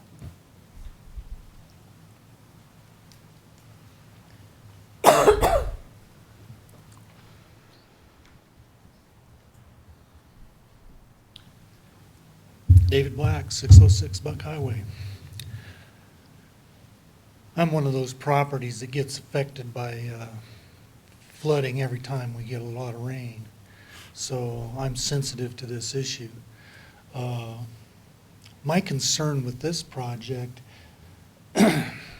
aside from the density, because it seems a little dense to me relative to the existing neighborhood, but aside from that is when you add up all of the hard surface on the roofs and all of the hard surface on the pavement that constitutes the parking spots, then you've actually got a lot of places there where there's no percolation whatsoever into the soil.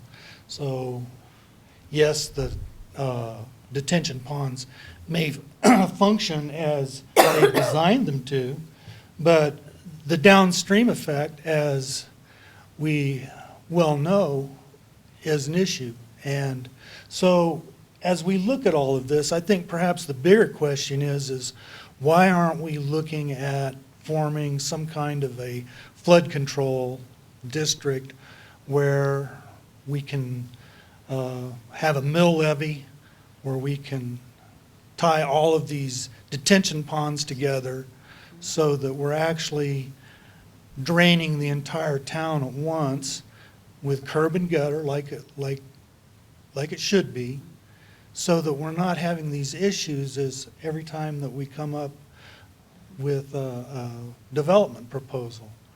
I don't know if that's the good solution or not. So I don't know if you remember, but we did enact that stormwater fee. Yes, I We did that know. in lieu of a mill levy. Well, With that intention to help with us. a fee and a mill levy are two different things, as we well know. Well, I'm quite aware of that, and we also know it's really hard to pass a mill And levy. I understand, but I'm telling you right now that if you came to the community with a mill levy question that was going to address flood control and streets, that you would have a better chance of passing that than approaching it the way we have been doing it. That's just my take on it. But like I said, the cumulative effect needs to be addressed one way or another. You know, I'm not saying yay or nay on this project. It's a little dense in my mind.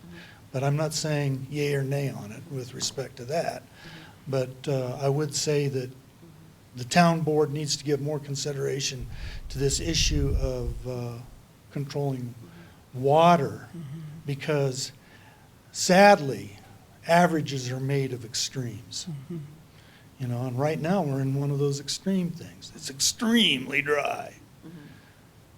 One of these days we're going to have a big snow event, and then we'll have to hire a snow contractor to come, or a snow removal contractor to help the town.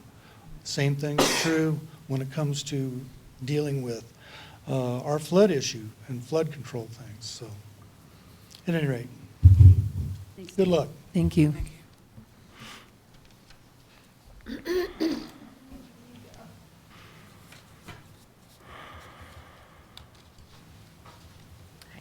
Wendy Espinosa, 727 Lupine Drive. So my house would be that, that corner house right there. And I'm with Mr. Black. I feel like it's a little heavy, densely populated for the area that's there. And I appreciate that they have downsized it, and I agree with having done that, and I appreciate the things that they're trying to do to help our neighborhood there. And the new roads are a lot bigger, but the street on Lupine in front of our house, if there's cars parked on the street, it's a one-way street, which makes it really difficult to add a lot more heavy traffic into our neighborhood. Also, the school traffic that is there in the mornings and in the afternoons is lined up all along Clover and sometimes up into to Daylily and to Lupine for people waiting to get into the pickup line. My concern is also like that many kids in those houses walking to the primary school, because they also catch buses there to go to the intermediate, the high school, the middle school. And there's no sidewalks on Clover, there's no crossing, there's nothing there for our kids to be able to do that safely, and I just don't want to see it costing us a bunch more to be able to complete all the changes that are going to need to be made to the streets that are there already. So, thank you. Thank you. I know I gotta leave. Can I get a special exception because I gotta leave? Oh, of course. I just wanted to say that I did mention in the last meeting, and I thought about it more, and I do have ideas on how to improve Clover for both pedestrian and vehicle traffic. Just like right on Clover to the east of the fence from the school. I guess I'll hit on it real quick. There is existing ADA access all the way to just north of Current that crosses over at the bus loop. I went down and talked to one of the staff that was out there closing up the gate one morning, She said that that gate is closed but not locked, and as we were talking, somebody walked through there. Somebody had mentioned that those gates were locked and you weren't allowed to use it, which in fact are. But I would recommend the town take a look at, maybe get SGM to take a look at adding striping, a little bit better signage, maybe a push button with flashing lights there for pedestrian traffic across just north of the bus loop, which could address a lot of pedestrian traffic issues. And then for the queue issue, getting into the school on Clover, northbound and southbound, my thought is you already have 10 to 12 feet at grade between the fence and Clover on the west side. There's potential to pave that. Look at what I think, after thinking about it more, and I talked about it a little bit differently last time, but this time, my thought is if you had a dedicated left turn lane that was northbound on Clover, that any of the queue that's coming from the south, when they cross over Mustang, that they'd be able to get into a designated left turn lane to queue to turn to the school. And then as far as southbound, coming from like Lupin on Clover, that they could, if the queue were to get too long, but basically they could be routed around the detention pond in Clover 7. So even if the queue went all the way down that designated left turn lane and around the pond, there's no driveways, no structures on the pond side. The roads are wide enough for parallel parking. I understand not ideal, the roads are a little bit smaller, but that potentially all traffic from the north could route around the pond and either go directly into the queue line or park in the undesignated parallel parking spaces along Mustang westbound.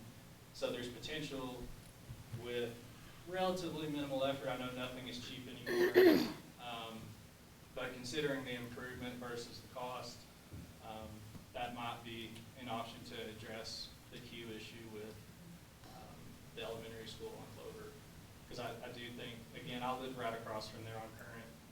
I think that is the bulk of the issue that you're seeing, other than the known improvements that Corey's paying an impact fee for if the project goes through to make the improvement up on 160 business in Clover.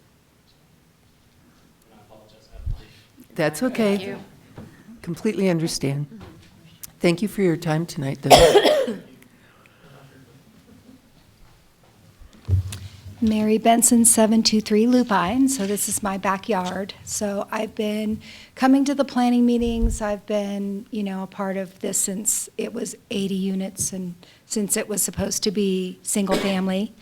I have accepted that there's going to be a development behind. I knew that there was going to be a development behind when I purchased. We thought it was single family. They are close to the density of what the single family was going to be at the 59 units. So I have come around to more acceptance of, they started with 80, they were at 69, they're now down to the 59. I, am okay with, the wording in the paperwork kind of says that we'll still maintain views. There's not going to be a view anymore. I think I'm going to mostly miss the deer walking through that area. But I've accepted that it's going to develop.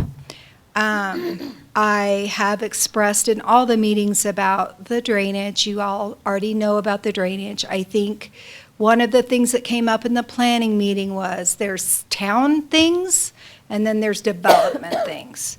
So for the development, I do appreciate that they have considered greenery. They've considered trying to make it to where you don't just look in people's yards. They've considered some easement, which wasn't considered in the last development. I'm not sure that the detention ponds and the way that they're doing things is going to be a thing, but I trust you all to be monitoring that and, as the board and the Planning Commission. I did send the HOA for Clover Meadows 1 to 6 did a survey of all of the irrigation lines. I gave a copy to the engineer. I sent a copy to the planning email so that it could be part of the official record. Some of the lines go under where they'll be expanding Sunflower. There are lines that are right along our property line We did have flooding with all of the, but they are elevating their area, so I don't know if the drainage is going to work or what their plans are, if that will work. But I'm thankful that they're not going 3 stories high. I'm thankful that they've put some green space and they've tried to make it prettier for us. One concern that I have is the inability to sell the units, and some of the discussion that has been had in some of the planning commission meetings is that they would be rentals. I've been a renter. I just know that, sometimes the lease is 1 year, so you're going to have a lot more people coming and going. They may be tied into Bayfield, and, really gung-ho on the community, or they may not. And so, I had mentioned in the planning commission meeting, is there any way to have it not be all rentals? Like, can there be a percentage? Like, can the HOA help with that? And you all shook your heads no.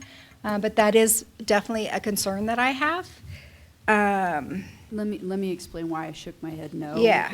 Is because they have the right to build their subdivision out the way they want it to Yeah. be. It's not something we. I know, it would be on them, right? Plus, very few people can afford to buy a house anymore. Yes, I'm aware of So that too. you have to do rental. Yep, I'm aware.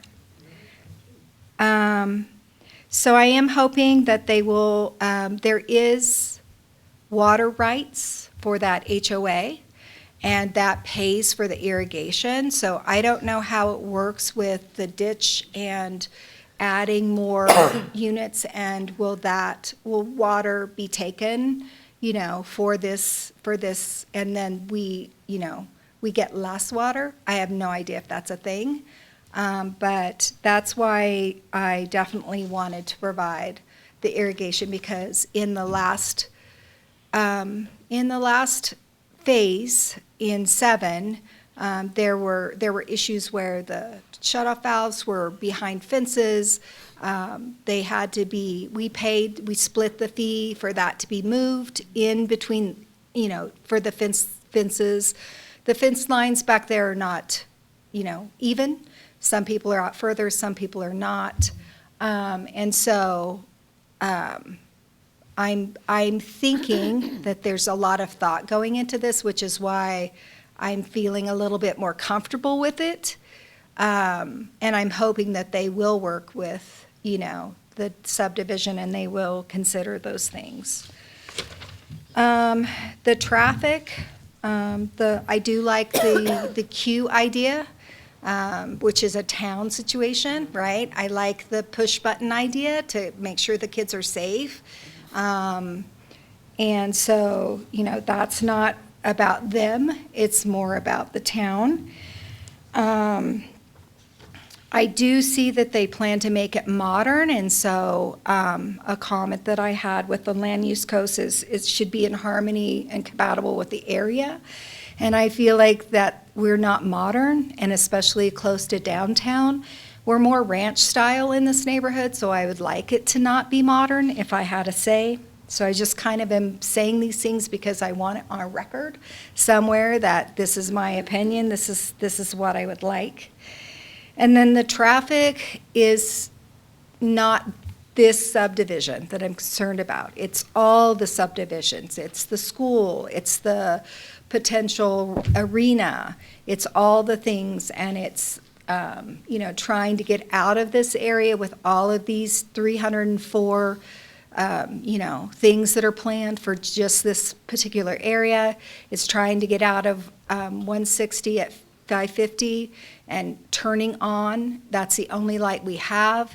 The turning light is very, it's not on very long. I'm thinking there's going to be a big backup there.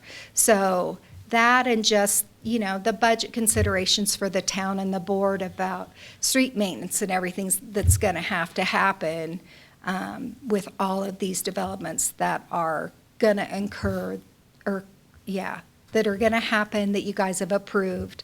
So that's just something, again, that I would like to have on record. And I think that's all the things that I have to say right now. Thank you.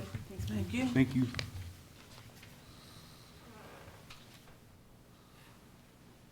Just address real quick a couple of things. Okay. So first off, on the parking concerns on Lupine, we have 200 parking stalls identified on there. The requirement is 148, so we're well over parked. And we view these parallel stalls on street as strictly overflow to prevent any of that on Lupine. We understand that that's a concern. As for the density, it kind of goes hand in hand with affordable housing and workforce housing. The lower the density on a site like this, the more expensive the lots are going to be. It's that simple. Especially when you have a requirement to build a 60-foot right-of-way right through the middle of your property. We feel that we've come down density as much as we can, well, we know we can, to still provide a workforce housing type for what is needed in the town of Bayfield. And the comment about rentals, rentals are typically workforce housing types of housing. So that's another thing that's definitely needed in the town, whether the public wants it or not. As for the public rights, for the water rights, it is a condition in our staff report that we will work with Clover Meadows Phase 7. We're okay with that. We know those developers. As for the elevations and the building designs, we're open to any recommendation the town gets or has when we get to that point. Thank you guys for your time. Thanks, Hilton.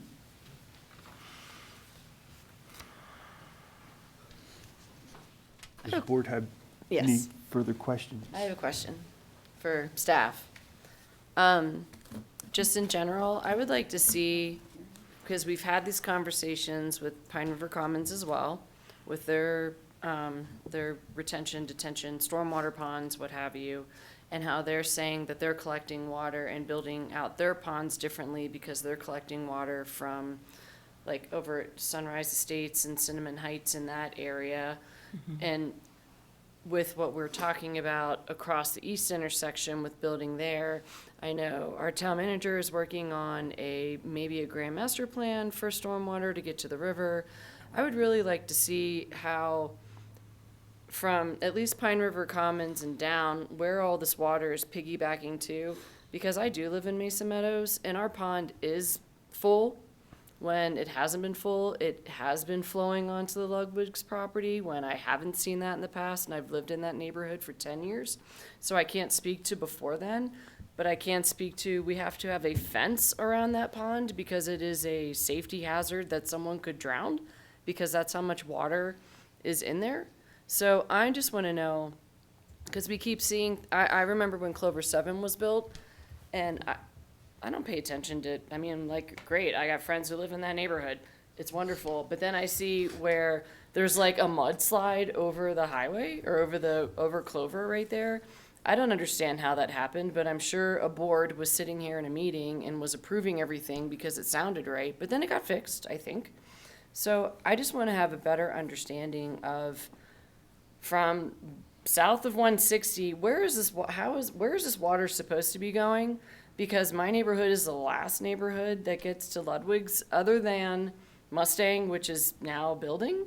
So I'm just kind of curious how that's going to impact the pond in an existing neighborhood that was built and under different requirements, different regulations, but now water is flowing south to then hopefully get to the river. And I just don't know how that works. And so, yes, I love the neighborhood. I love the townhouses. I think it's something that's needed. I think that's housing that we don't have, and I think it's something that is needed in the town. I love the way it looks. When we get to the point where we talk about HOAs, I might have more for you guys, because my HOA wants to disband. They're not happy. We don't even have a playground. And I work to fix that in my neighborhood.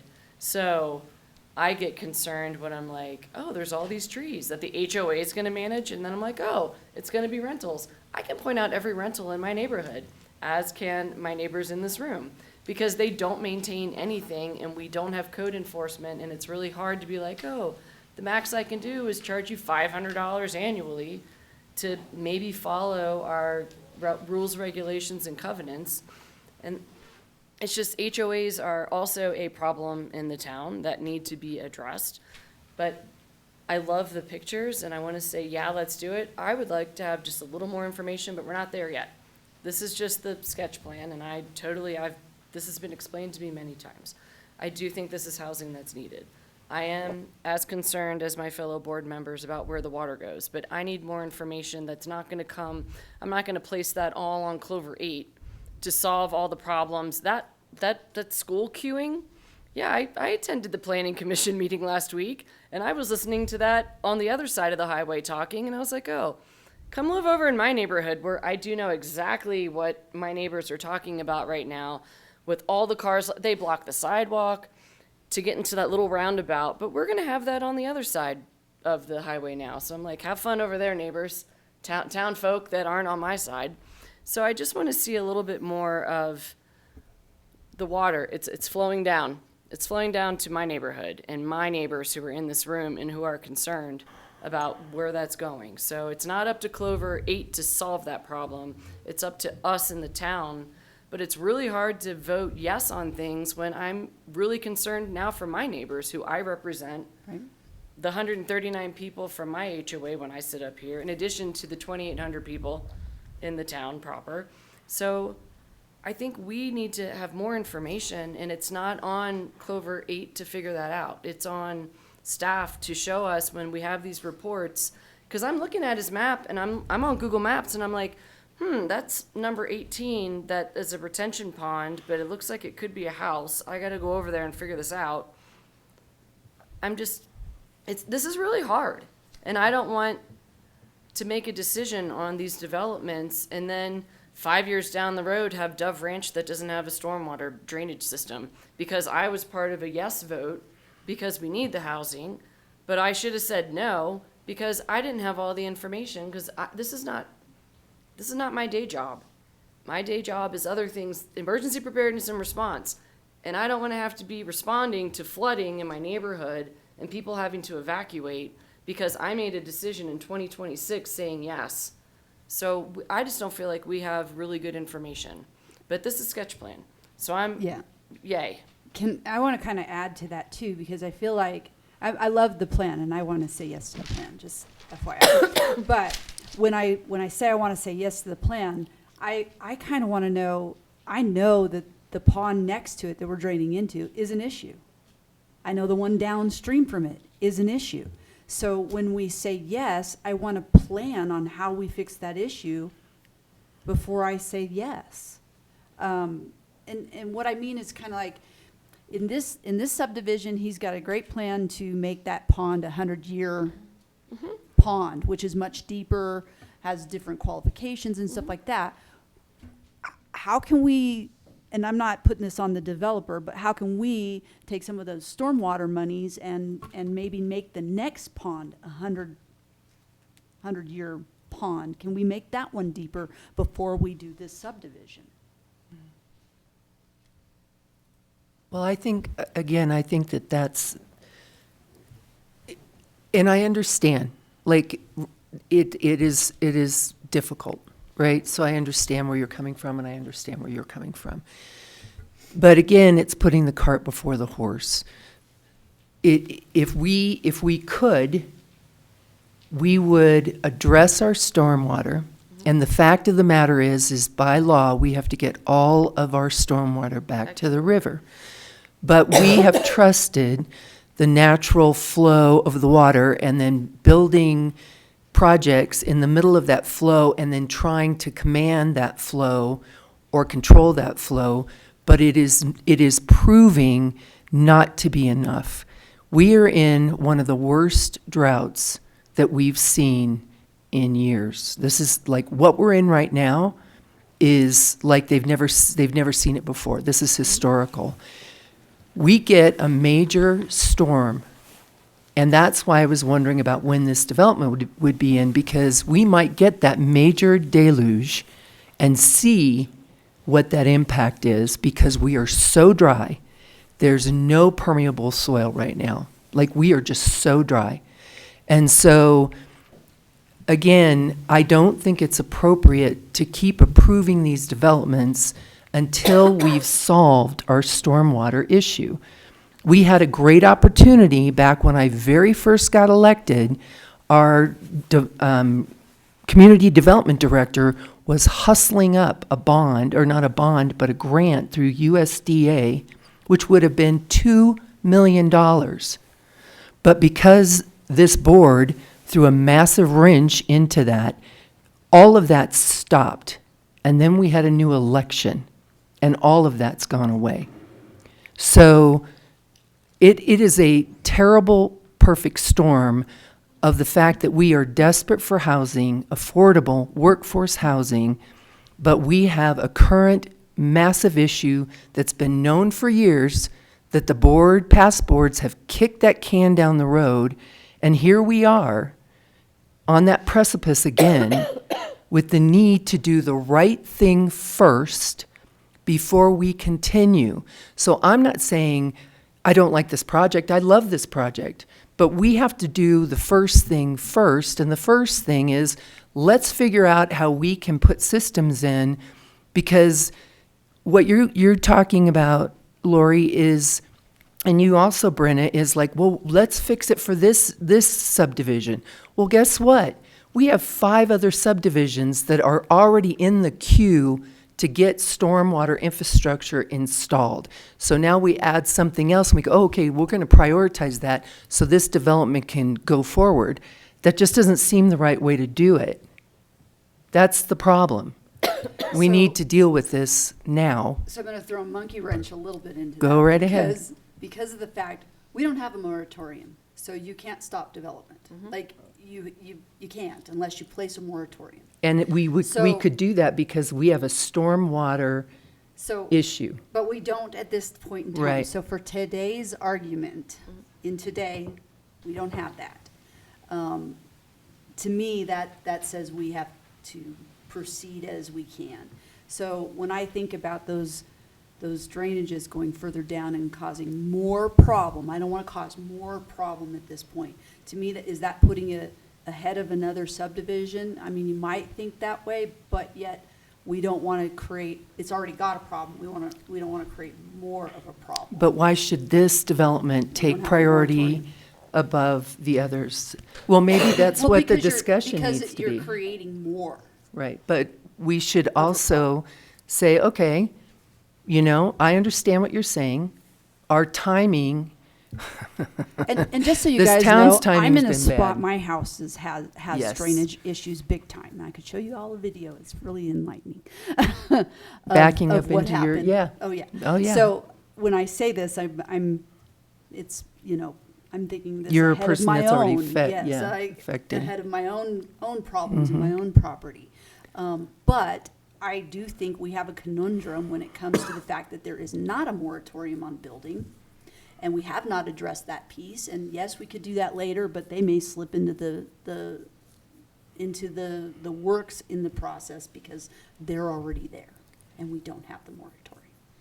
Well, maybe that's what we need to do, is put that on the next agenda, because, So that it doesn't keep happening. Right, But right. we also need to look at all the positives and negatives of a moratorium before we decide that that's what we want to do in its entirety. Because there's a lot of legality that goes into it, and you have to have somebody that understands and knows how to do moratoriums.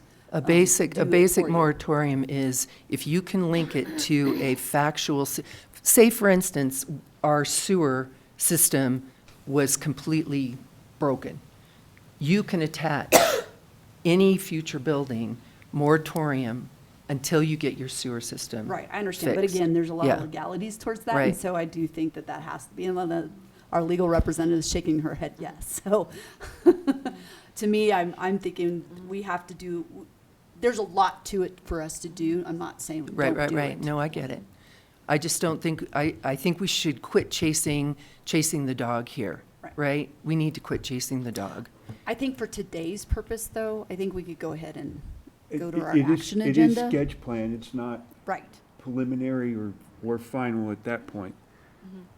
And the engineer also said that slowing the rate of water going into the pond. That's already going into the pond, so he's Right. slowing that, so it's a Right. positive. Right, he's, Typically on sketch plan, we don't go this in much depth. Yeah. But we Right. wanted to be, you know, respectful to the town and to you guys and give you guys as much as we knew. right. So that's ultimately where we were at, so I appreciate it. And we appreciate that Yeah. you did that. We know that's not actually something that you have to do. Well, it's gonna happen but- eventually, so we might as well have a Yeah, conversation. it's Yeah. good for us to have the conversations now, and we Yes, do ma'am. appreciate the fact that you guys are trying to actually slow Yeah. and that you recognize that there is a problem. And I know, you know, the natural flow of water is a hot topic, but that really truly is, you know, that site's draining to the natural flow of where it historically always has, so. And I'm not an engineer. I don't want to beat a dead horse and say anything more. Okay, so does the board have any further questions? No. Okay, then I'm gonna close the public hearing. I'm gonna close the public hearing for Clover Meadows, 8. And open up the action agenda item for Clover Meadows, 8. For the Clover Meadows 8 sketch plan. I guess I'm looking for a motion from the board. Mr. Mayor, I'll make a motion to approve alternative action A for the Clover Meadows Phase 8 sketch plan with the following findings and conditions. Findings A and conditions A, B, C, D, E, F, G, H. I'll second that. Got a motion and a second. Any further discussion? Roll call, please. Trustee Nyberg. Trustee Nyberg, can you repeat that? No. Trustee Cesaro? Yes. Trustee Katsas? No. Trustee Moreland? Yes. Trustee McQuillan? No. And Mayor Ah. Yes. Would that leave us a tie? Yeah, the tie means it passes.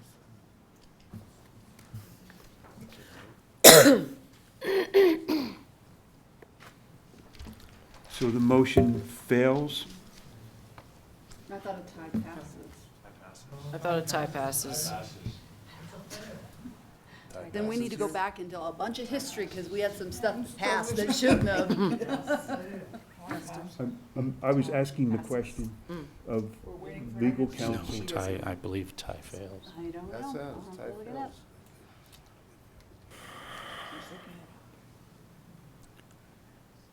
I'm not, I don't know. I'll have to look it up. It'll take me a minute. We can move on. Motion fails when it's tied. Well, if it fails, then we have to give the applicant a reason why, and Yeah, but we can go into the next items and while she's looking it up, Okay. can't we? we'll move on while she's, look, Hold on. You guys are gonna, now you gotta give us a reason why. I know, Well, we're, no, wait, we're we're gonna waiting come back, for we're her coming back. answer. We don't know if it passed or failed. We're coming back. That's why I asked if it passed or failed, because if it does fail, we do gotta give you a reason why.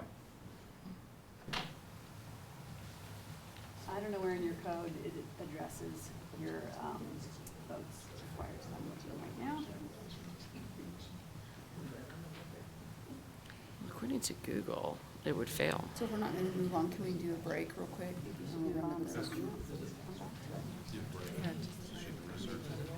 Take a 10-minute break. Yeah. Okay.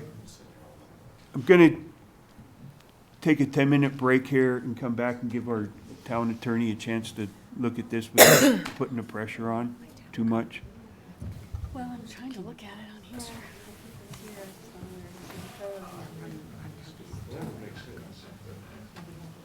It's marked up. Will you show me exactly where I'm from? You got your dog back?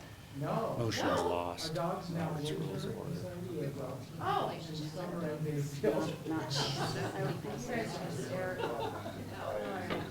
That's great.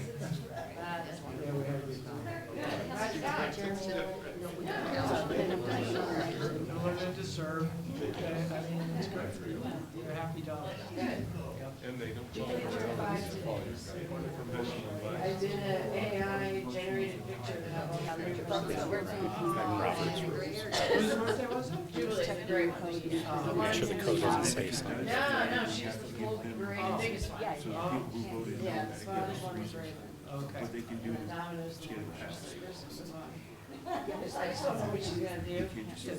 Yeah, I'm not sure what all the alternative motions are. I don't have the packet. How are you doing? Well, this was gonna I'm be gonna be speaking at a conference in Tacoma about leadership, but first you become a Decisions are made by majority votes of quorum. Tie votes and denied applications. So that suggests to me that tie vote was denied. So here you go. So what they do, and so on fire. So you go. I know, they have to find, well, they can deny it. So I was in Gettysburg, I found out that we could respond back out. I was like, oh. So you walk through, Isn't that interesting?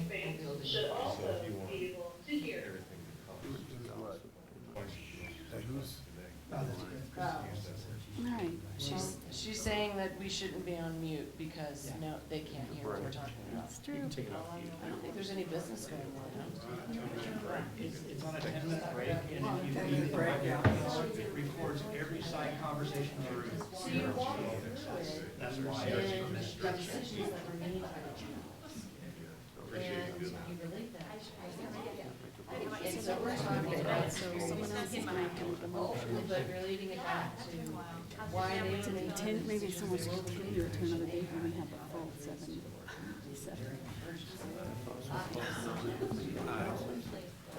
I'm pretty sure the last time we had a tie, it went through. Yeah, that's what I remember too. And I don't think, I would want it back.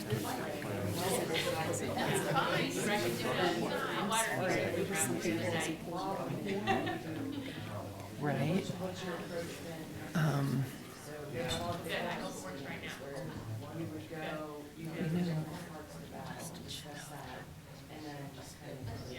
Yes, the clerk, right? So I'm talking about that because well, they use the stipends. And he's been putting out fires his whole life as an employee. About some of the work we've done. At CDPG and how we're trying to match things. That's in your code too. I just was making sure that that's what it says. But how do we connect with So they can either either make another motion or it dies for lack of a second motion, right? It could be reconsidered at a future time. They can appeal a tie vote, it says. I just lost my, Okay, there you I go. just That would lost be it. an Where did I important, because put they'll it? ask. Okay. So we had a major flood. 16, appeal. That's kind of like landlord. Yes. Those are the agencies. Yeah. Decision of the final time board is final, but it's not because there's no decision. I'd be okay with that. 3 meetings, I was talking to Michael about, because there were 1 meetings, we had an issue come up that was like. Oh, yeah, it doesn't work. I know. Because they actually put the application. So, okay, so that first motion. He's great. Has failed, right now, I'm in the, so now someone else needs to There were big motion. fields, but there were also. More to help. I mean, one option is to continue it to another hearing when we have a 7. That's all I can think of, because, presumably a motion to deny is from Ty also. I've been looking for it. Do you remember when my computer crashed and I had to buy a new computer? Oh, no. I have a feeling it got lost. I can't find it. I know. I'm like, oh, God. I have to do a little bit more digging, but. Right, I could do it just based on.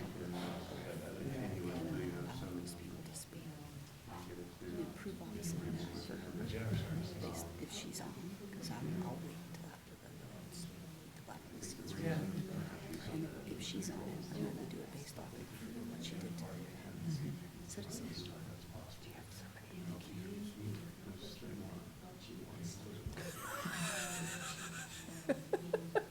if there's nobody, no, I mean, I prefer somebody else.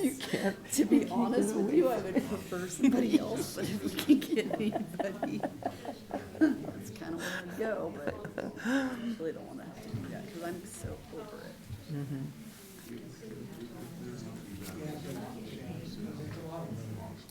Based on the decision, I don't want to.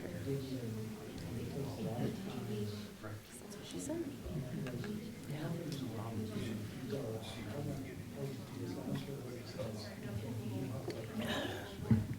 Approve, conditionally approve, continue for additional information or further study. So if it doesn't pass, you guys have to give the reason why the sketch plan doesn't work. Yeah, so that was Not- the, when we go back into session, this was legal, was where we left it. Yeah. So she was researching For me, it issues wasn't in the code, so adequately explained to me that it would prevent issues downstream. It just wasn't. All right, denial would have to be Because based every on findings. we're doing everything we can. It Right. hasn't worked. But they went off this one. All right, no, there's the reason I usually have that. Actually, Pine River Commons in the very beginning.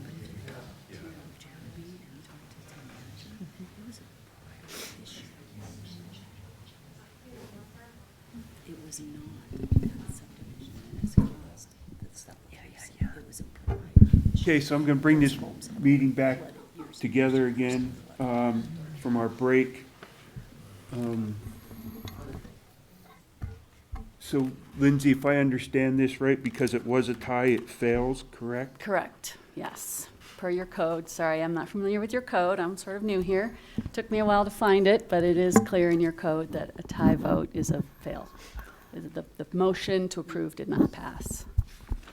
So at this point, per your code, your options are to put together another motion, and the options for the motions are to approve, conditionally approve, continue for additional information or further study, remand to the Planning Commission, or deny. And then I would just add that a true denial needs to be based upon the project's non-conformance to your code, which at the sketch plan level, I'm not sure has been demonstrated. And then, So just to clarify, in my understanding of it, if the sketch plan they provided is not to code, then we would have a reason for denial. But if it's to code, then we have no reason to deny it. Okay, thank you. Just clarifying. That's what I was under the impression. and then the other option is a continuance. But is the Which- continuance also based off of Well, we'd have to give, something wrong with the sketch plan? It says That's what I thought. continue for additional information or further study. I guess my question is this additional information that we need from the applicant, or is this additional information we need from the town? I think it would depend on the people who said no. Okay, why- yeah. What their reasons were Okay. behind it and whether or not it's Okay. town or the applicant. Well, then I'm gonna sit and be quiet, because I did not say no. Me too.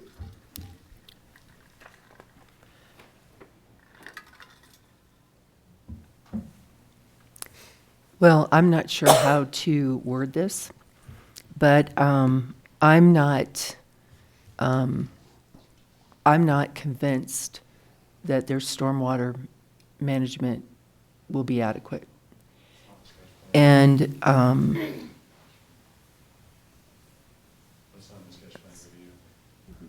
The drainage, no, there's no language anywhere in sketch plan review in your code where it mentions drainage at all. I'm talking this through right now. Just letting you know. May I finish speaking? Thank you. So,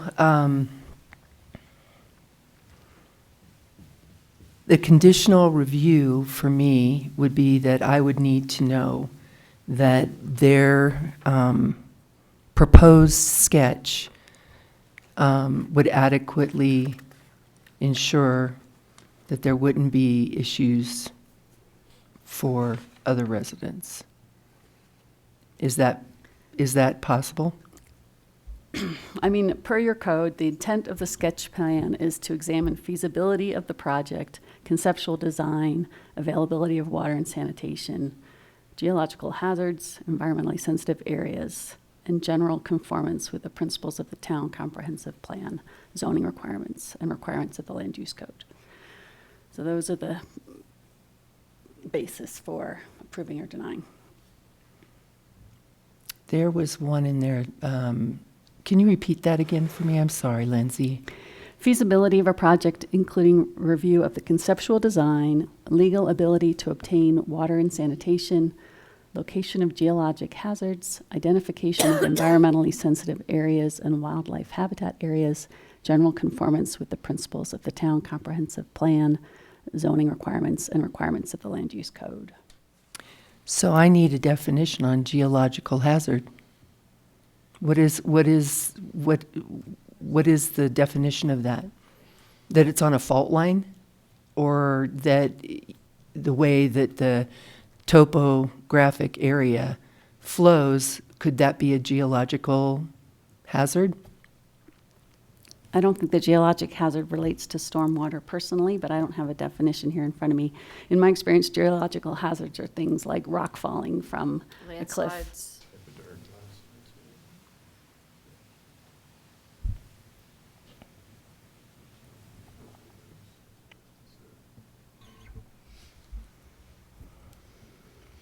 Monitoring areas susceptible to geological hazards and disasters. Those areas are typically already identified on desktops.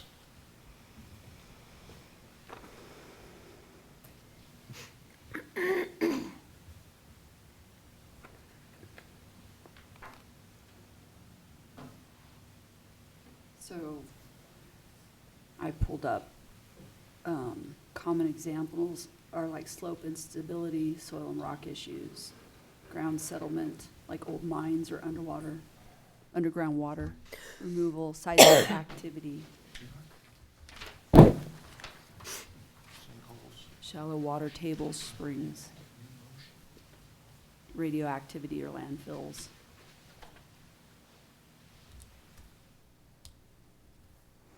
So this is, I don't know about the protocol.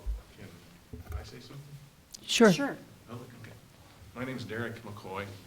I'm part agent for the applicant on this project.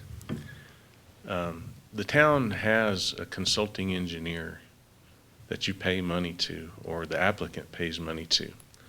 Typically, you'll rely on that consulting engineer's advice on issues that we don't understand, not being engineers. The same with the soils. The soils are the soils here. Everything, that little 5-acre parcel of land is not much different than the soil on the subdivision to the south, or the subdivision to the north, or the east or the west. We rely on geotechs to tell us what those soils are, and they tell us how to build around those. So I would urge the board to stick with the process. We're at the sketch plan phase. We've met every requirement there is. We got a unanimous approval from the planning commission, your planning commission, the town's planning commission. Staff recommends approval. Why not take it to the next step? Let the professionals that we hire tell us what to do. Rely on our engineer who thinks he can solve the problem, make the issue there better, and we might actually fix something and make some progress toward fixing this storm drain thing. We can't just turn things off by using the M word. If you guys want $1 million houses in Bayfield, use the M word. We're getting close. Thank you.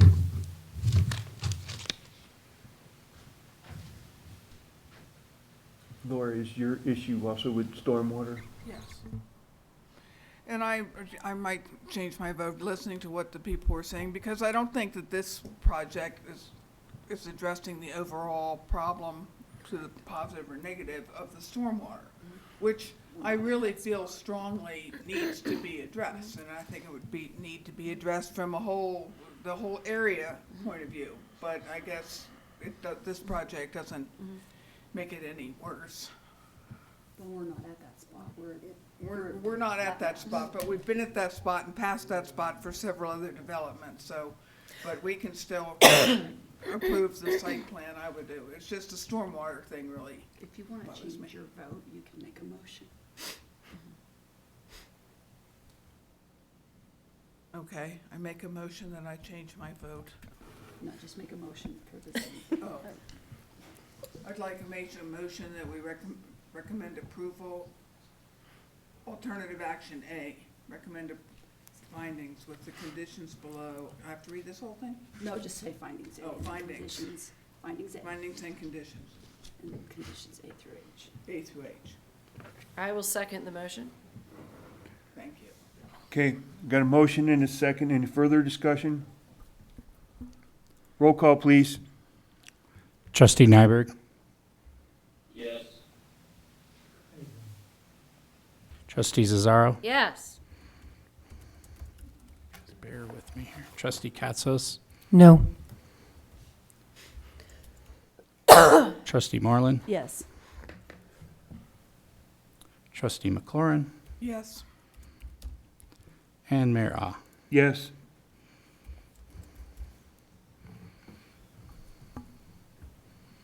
Motion passed.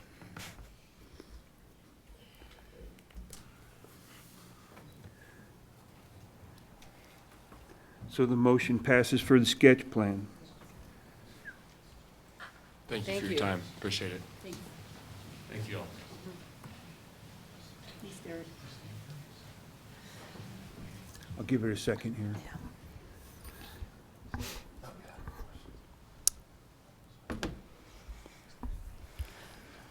I don't know if I need to direct this to either our town manager, John, or to our town planner, Derek, but I think since we're going to be having an election in April, and you're going to have 4 new people up here, it would behoove the town to have a little tutorial on the different phases of how we do this process, because I know when I started in 2000, I needed to be schooled in the process too, because I was like, no, and then it was, Lori, this is gonna come back like 5 times. This is just the first round. Like, they're meeting all of the requirements. And so I think it would help the board to have the new board, because they're not some of the people who've been on this board for a while and been involved in this, but I think since we're going to be seeing a lot more of Clover 8, of Pine River Commons, of who knows what, I just think it would be just a benefit to all board members who are new to have that kind of education. Because again, I didn't get that training, and I had to figure it out. But it was COVID, no one was building, so it was not bad. It wasn't hard when I joined the board.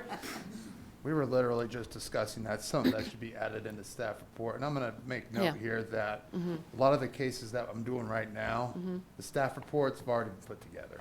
And Yeah. I'm just kind of presenting them. Yeah. So once we start really getting going for cases that, you know, I start taking over, that Yeah. are my cases, I guess you Yeah. could say, Mhm. the staff reports are gonna be a little bit different. Mhm. We'll put some Yeah. more information in there Mhm. to kind of guide you Yeah. a little bit better. And I know you guys didn't work with Nicole, but she would have a PowerPoint.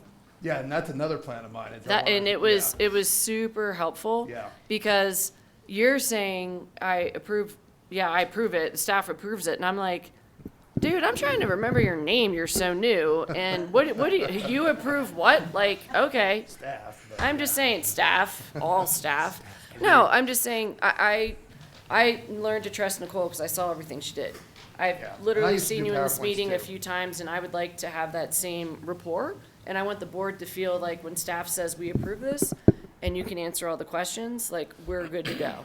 But, yeah, I think that could be part of our, I just don't want to see those hiccups when I'm Yeah. one of the 2,800 people watching this meeting as of May. Part of the transition process, I think I'm like the 4th or 5th planner in about a year or so. Yep. Don't plan on going anywhere, so hopefully we can Yeah. get some consistency going, so yeah. Thank you. Okay, Thank you. moving on to the consent agenda. Dustin, can you give us a outline Yes, on a? speaking of visiting something we haven't done in a while, so the consent agenda, so just a friendly reminder, any of those items that are on the consent agenda, you guys can pull those and move them to the action agenda. And usually what we put on consent agenda are fairly normal procedural things such as minutes, financial statements. Some resolutions are on there that are just more like setting the election DEO, the posting place. We needed another budget appropriation resolution for the budget, and Jeremy's annual chemical purchase are on there. So like I said, you can still ask questions about them, or you can take the route of pulling them into any of the ones you want into the action agenda. So as you have before you have minutes, financial statements. You also have the Homes Fund PSA. I'm sorry I didn't touch on that one. I did reach out to Pam. I think she's still over here. And all we did on that was change the dates, and they provide the income verifications for the workforce housing in Pine River Commons, Foxfire, and one of them slipping my mind right now. Fox Farm. Yeah, Fox Farm. Foxfire's out. Yep. Yes. And they did reach out to her asking if all I needed to do was change the dates on that one, and I got an affirmative. And the budgeting money was approved with the budget for that as part of our government partnerships. So is there anything on the consent agenda that anybody would like on the action agenda and taken out for further discussion? Well, I think all of them should be on the action agenda. Yeah. So we can vote on them. Yep. Well, we can vote on them all at once in a consent agenda. Oh, I see what you're saying. So not to be separated out now. Right. Because usually these things go with like a 7-0 vote or. Yeah. So, I mean, if there's something you want to discuss further, that's fine. We can pull it No. out. Nope. Yes. So All, then- well, all of those are standard procedure Yeah, I mean, stuff, all of so. them are done in the past or standard or whatever. So And then- basically, we can make a motion to approve the consent agenda. Exactly. Gotcha. Great. So I'm looking for an agenda to approve the consent agenda. Wait a minute. Yeah. Wait a minute. I just wanted to add to this that if there is an issue that we know is going to have comment already, either because it's been in the past or because we've had questions from member of the board or we know there's significant public interest, we put it under the action item anyway. These would just be standard business items that that you do, as you said, go 7-0 usually in, but you always have the option to pull something off if you want at any point in time. It's to speed up the general business stuff so you don't have to roll call on every single one of them every time. I get you. Mr. Mayor, I'd like to make a motion to approve the consent agenda. And I'll second that. Got a motion and a second. Any further discussion? Roll call, please. Trustee Nyberg? Yes. Trustee Zazzaro? Yes. Trustee Katzos? Yes. Trustee Moreland? Yes. Trustee McLaurin? Yes. And Mayor Ah. Yes. Moving on to the action agenda and department reports. SRO MOU. Yes, per contract, every February I have to negotiate with the superintendent of the Bayfield School District. This year I did it a little bit earlier to get ahead of things, and the superintendent agreed on all the wording. There was no wording changes. The only changes that were made were the dates and the financials based upon the SRO's raises and forecasted raises. That was the only changes that were made. He agreed to it, and I forwarded it to the town manager for review, and we're bringing it in front of you for approval so that I can then send a signed copy to the school for them to approve in their board meeting. And I probably should have recused myself from that.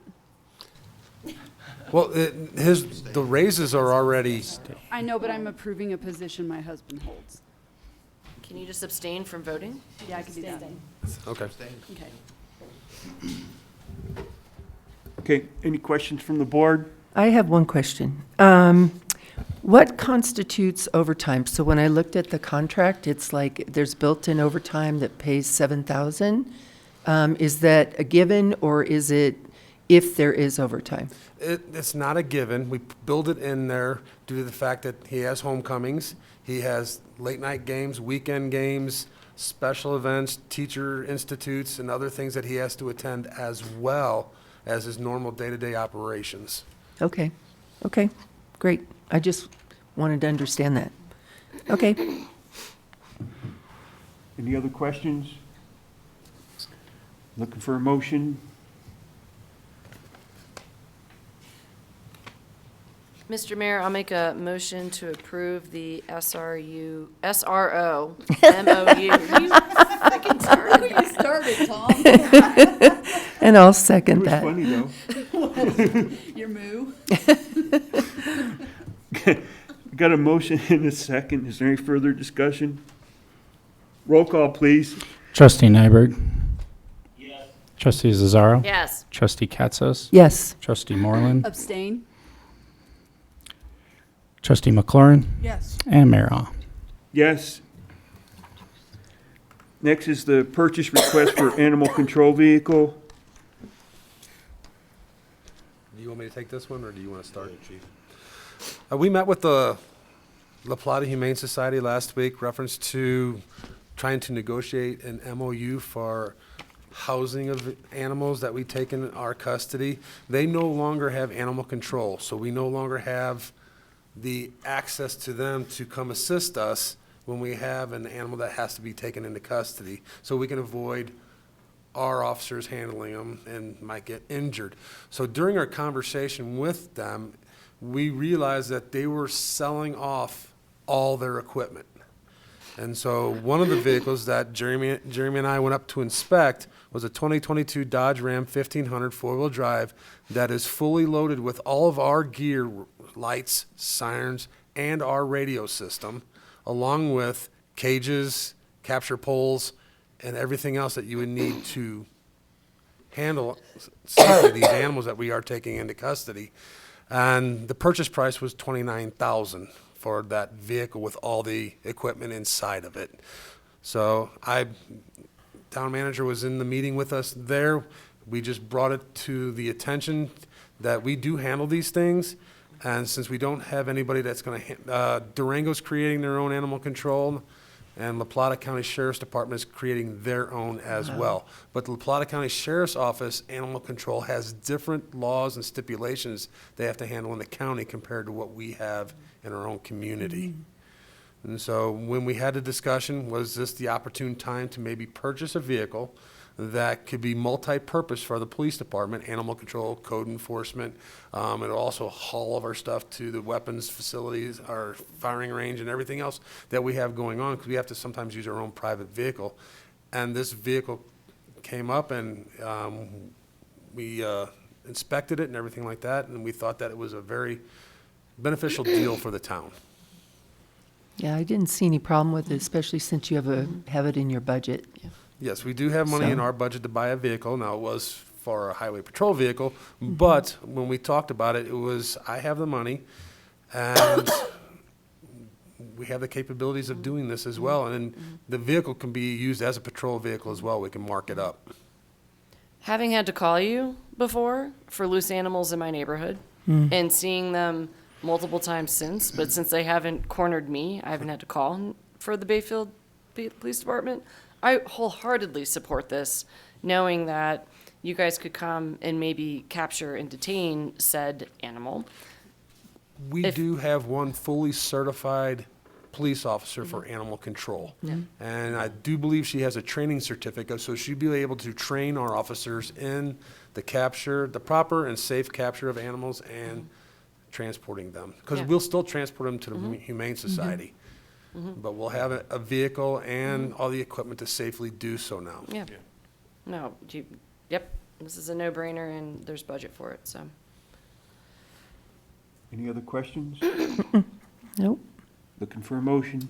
Mr. Mayor, I'd like to make a motion to approve the purchase of a vehicle for $29,331. It's a 2022 Dodge Ram 1500 four-wheel drive for the police department for animal control purposes. And I'll second. Got a motion and a second. Any further discussion? Roll call, please. Trustee Nyberg. Yes. Trustee Zazzaro. Yes. Trustee Katzos. Yes. Trustee Moreland. Yes. Trustee McLaurin. Yes. And Mayor Ah. Yes. SGM change order number 5 for the Los Pinos crossing permit.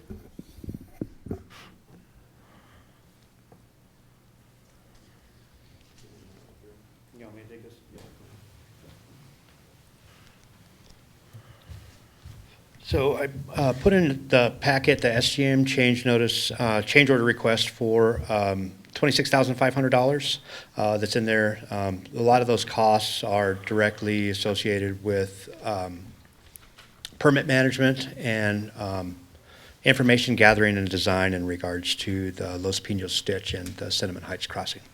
So I don't have that purchase order in front of me. Sorry for my late start. I was at the Los Pinos annual meeting, but I'd be happy to answer any questions if you guys had any. I couldn't tell if it was budgeted. Yeah. Well, and this adds to the lack of funding that we've received from the county thus far. So again, we're needing to spend money on something that we haven't even got money for yet. But it has to That's be correct. done. It's Yeah.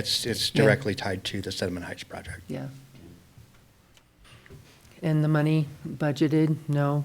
Where's it coming from? We're going to have to obviously come up with additional monies for that. We are still working on the county monies, and we have an update on that here in just a little bit. But Great. it's obviously this is one of those hiccups that dealing with the ditch company has created some difficulties for our engineer. We're working with them, trying to get through the problems that they've brought up.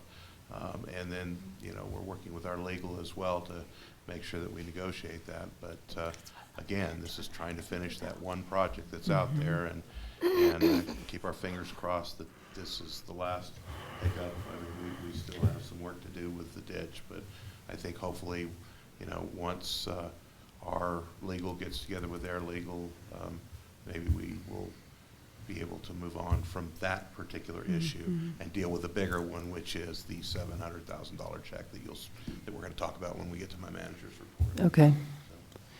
I don't have any questions for you, Jeremy. Okay, and yeah, and talking to engineering, they're confident that that amount for the change order request is going to cover any additional work in regards to permit support and the design. So there shouldn't be any additional costs accrued.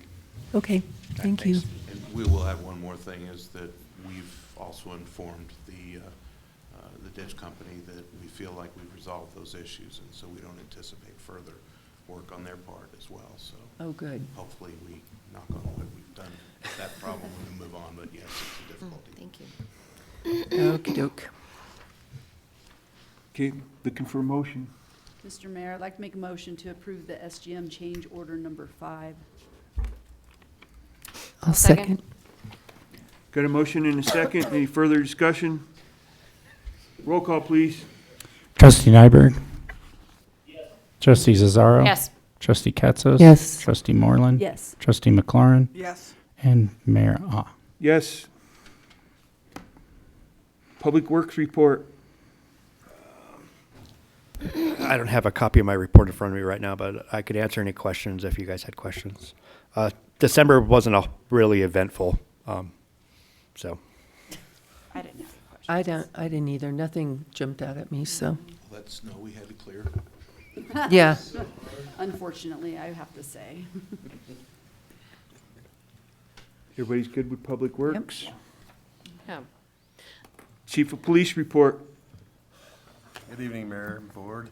Not much happened in December for us as well. We were still Yay. busy finishing up our year-end training, so we have completed all of our post requirements for 2025.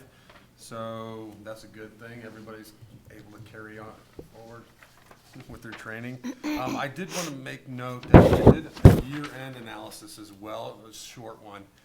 We did an increase of 979 calls for 2020 over 2024, which is a 22% increase in call volume. So we are handling more now than ever, even though December was lower than last December. We are handling a lot more calls for service and doing a lot more business in town. So I just wanted to let you guys know, and it's going to increase next year as well, because 2024 was only 9 months of data. 2025 is actually More accurate. 12. Mhm. But we took the other numbers from what we had in 2024 before going to Spellman in there. We still had a call volume increase. And then 2025 to 2026, I think this year will probably increase probably a good 10 to 15% as well. Because talking with my patrol sergeant, we are making sure that officers are documenting everything they do. That way, we know where they're at, what they're doing, and how they're handling things. So I can explain to the public, yes, we're in your neighborhoods. This is why we're in your neighborhoods. We're over here doing this. Yes, we're monitoring this. Yes.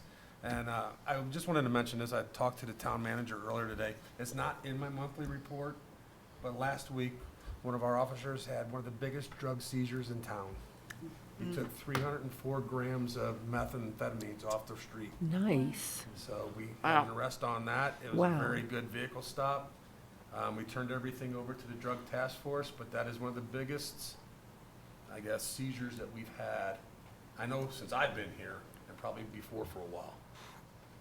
Was that person a mule, or was it a local resident It was a person? local resident. Oh, So what crap. is that person's role? I don't know. I know, But, yeah.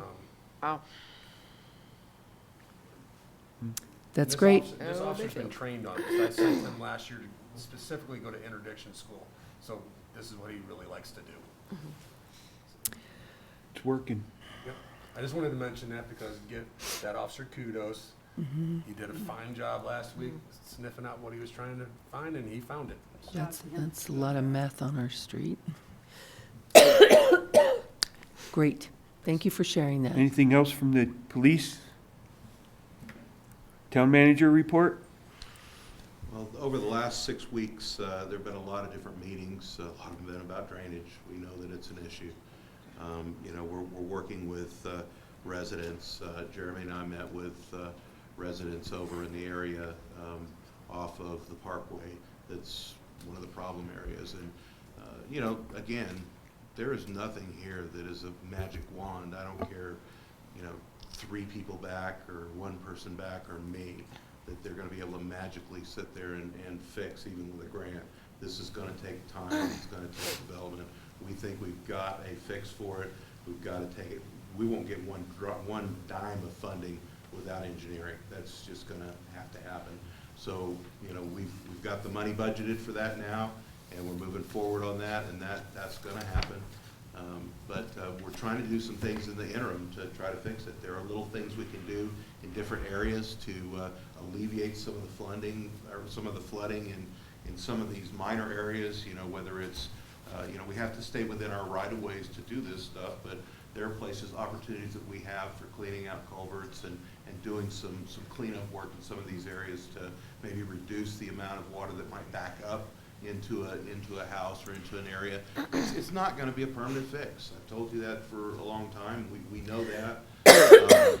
We also have an opportunity when we've got neighbors flooding on other neighbors of sitting down and talking with those neighbors, and that's one of the things that Jeremy and I are going to do is talk to some of the neighbors that we've identified that perhaps had some structures on their property that allowed for diversion of water away, and over a period of time and new development that's gone on as far as a new house was built here, water washes down where there used to be a swale, now it's a flat area, and it causes water to go over. I mean, we've looked at areas that intuitively maybe can be helped, but we've got to go and convince neighbors that, hey, you got an issue between your neighbors. We're going to hopefully depend upon folks to work together with each other to try to fix these problems so that they're not dumping their problems on everybody else. I mean, it's going to be a lot of touch and go for a while until we get a permanent fix for all of the areas. And I think, on a larger scale, you have a plan that talks about parking your water in different places, and I've told you what I thought about that. I don't think that's ever a permanent fix. In big cities and small towns, it's the same problem. It's further exacerbated by the fact that we have no more ditches intercepting that water. That is a huge issue. That's an issue on Mustang Crossing, by the way.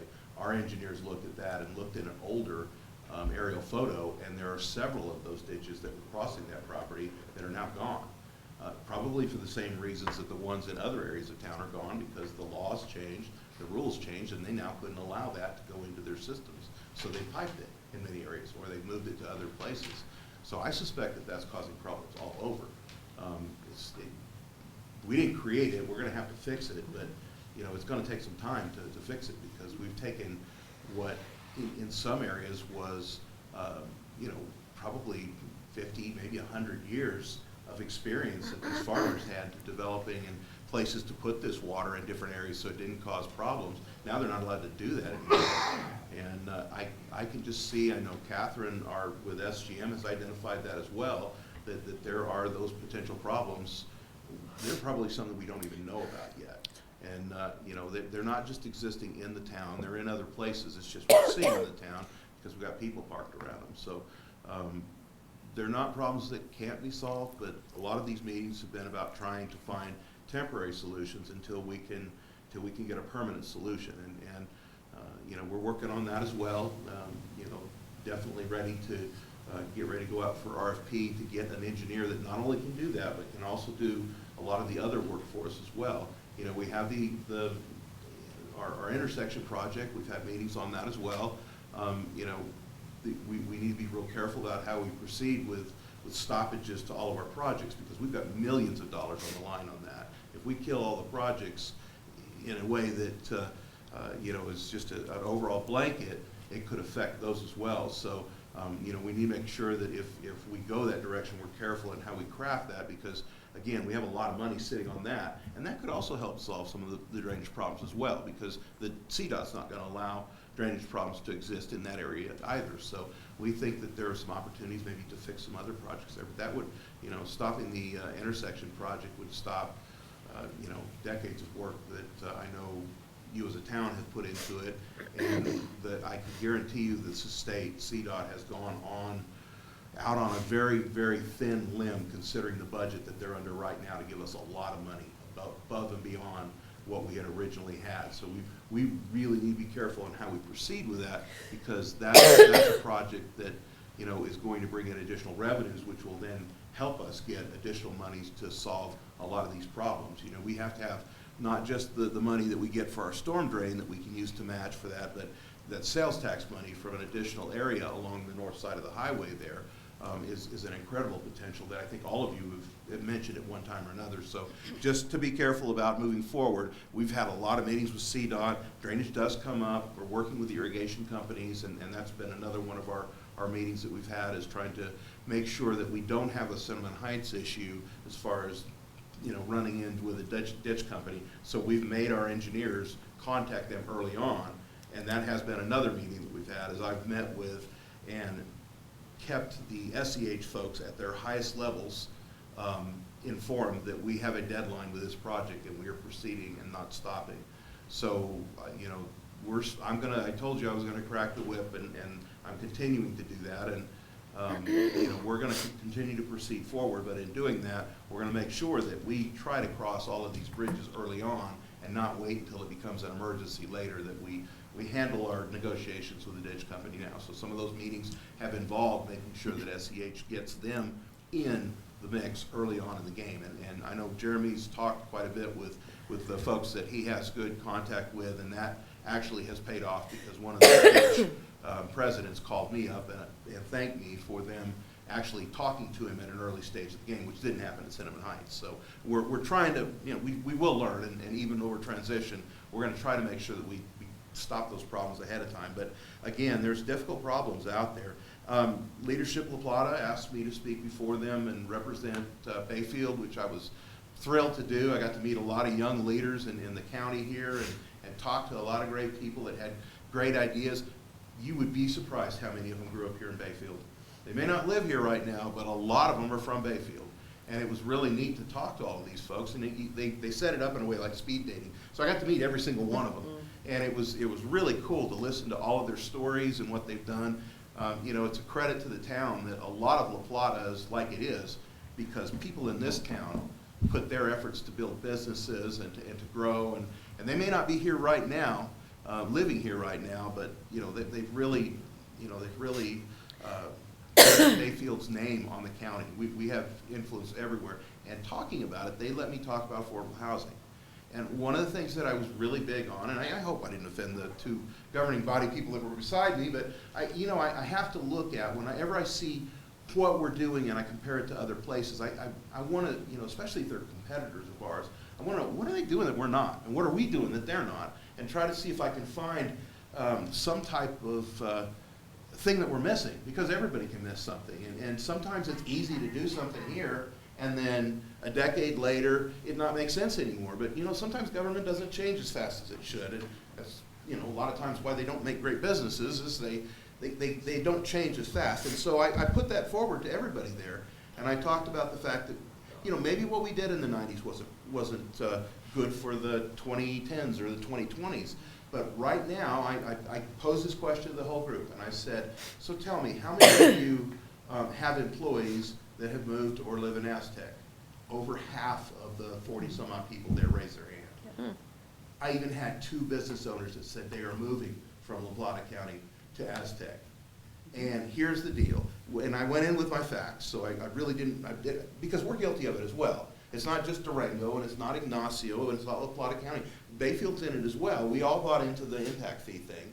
And I think that you look at one thing that I discovered is if you're building a 2,000 square foot home in Aztec, you're about maybe at the very most $2,800 in the hole. That's your permits, that's your water, your sewer tap fee. They've got a minimal park fee that's like $400 down there for their parks, to have parks in there. So that's what you would be paying even for a regular, you know, middle income, or maybe even a little bit above that there, before you put one stick in the ground.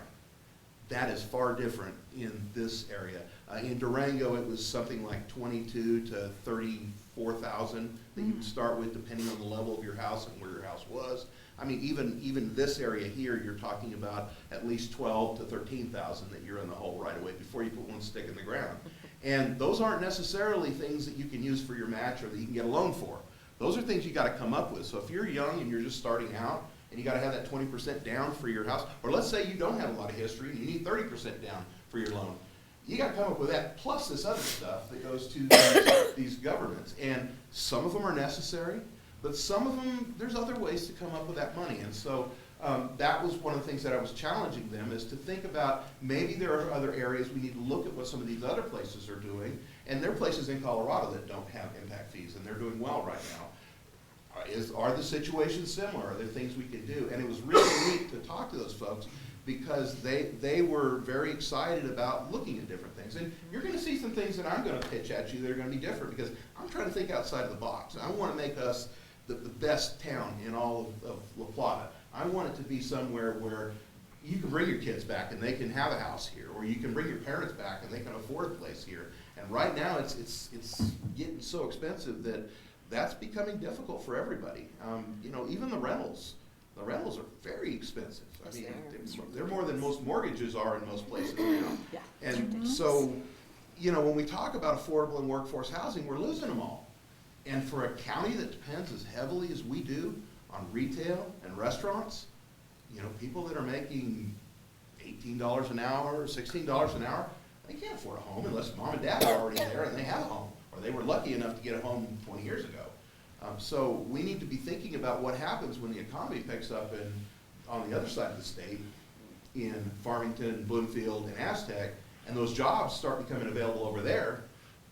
Those folks are going to get their jobs there because they won't want to drive 40 miles over here, and then we're really going to be hurting. So I'm trying to think ahead, trying to think of different ways we can do things. I got 2 ideas. I'm just going to, we're going to try to pitch them in February. I'm going to get a little bit more information on them, one of which requires us using that $50,000, at least some of it, that we got from the state for dealing with affordable housing. I tried to originally, I asked them if we could use it to offset the county amount that we thought we were going to be out. And they said, no, you can't do it for projects that are already built. So, oh well, they didn't mention that at the beginning. So what I pitched to them is I'd like to look at the impact fees and our fee structure from a standpoint of how is it impeding us to be able to bring in affordable and workforce housing. So that would be the first thing. We don't have to pay a dime to that. That's the state. The second thing is we all know that big monstrous fire mitigation mandate is coming down on us. And I would like to make sure that if it's necessary, you know, we want to make sure that Bayfield is accurately portrayed in the current map that they have. Because when you look at the map, it has us in the highest risk zone possible. We're equivalent in risk right here at Town Hall to a fire as the folks up in the forest, up in Forest Lakes and Vallecito. And we all know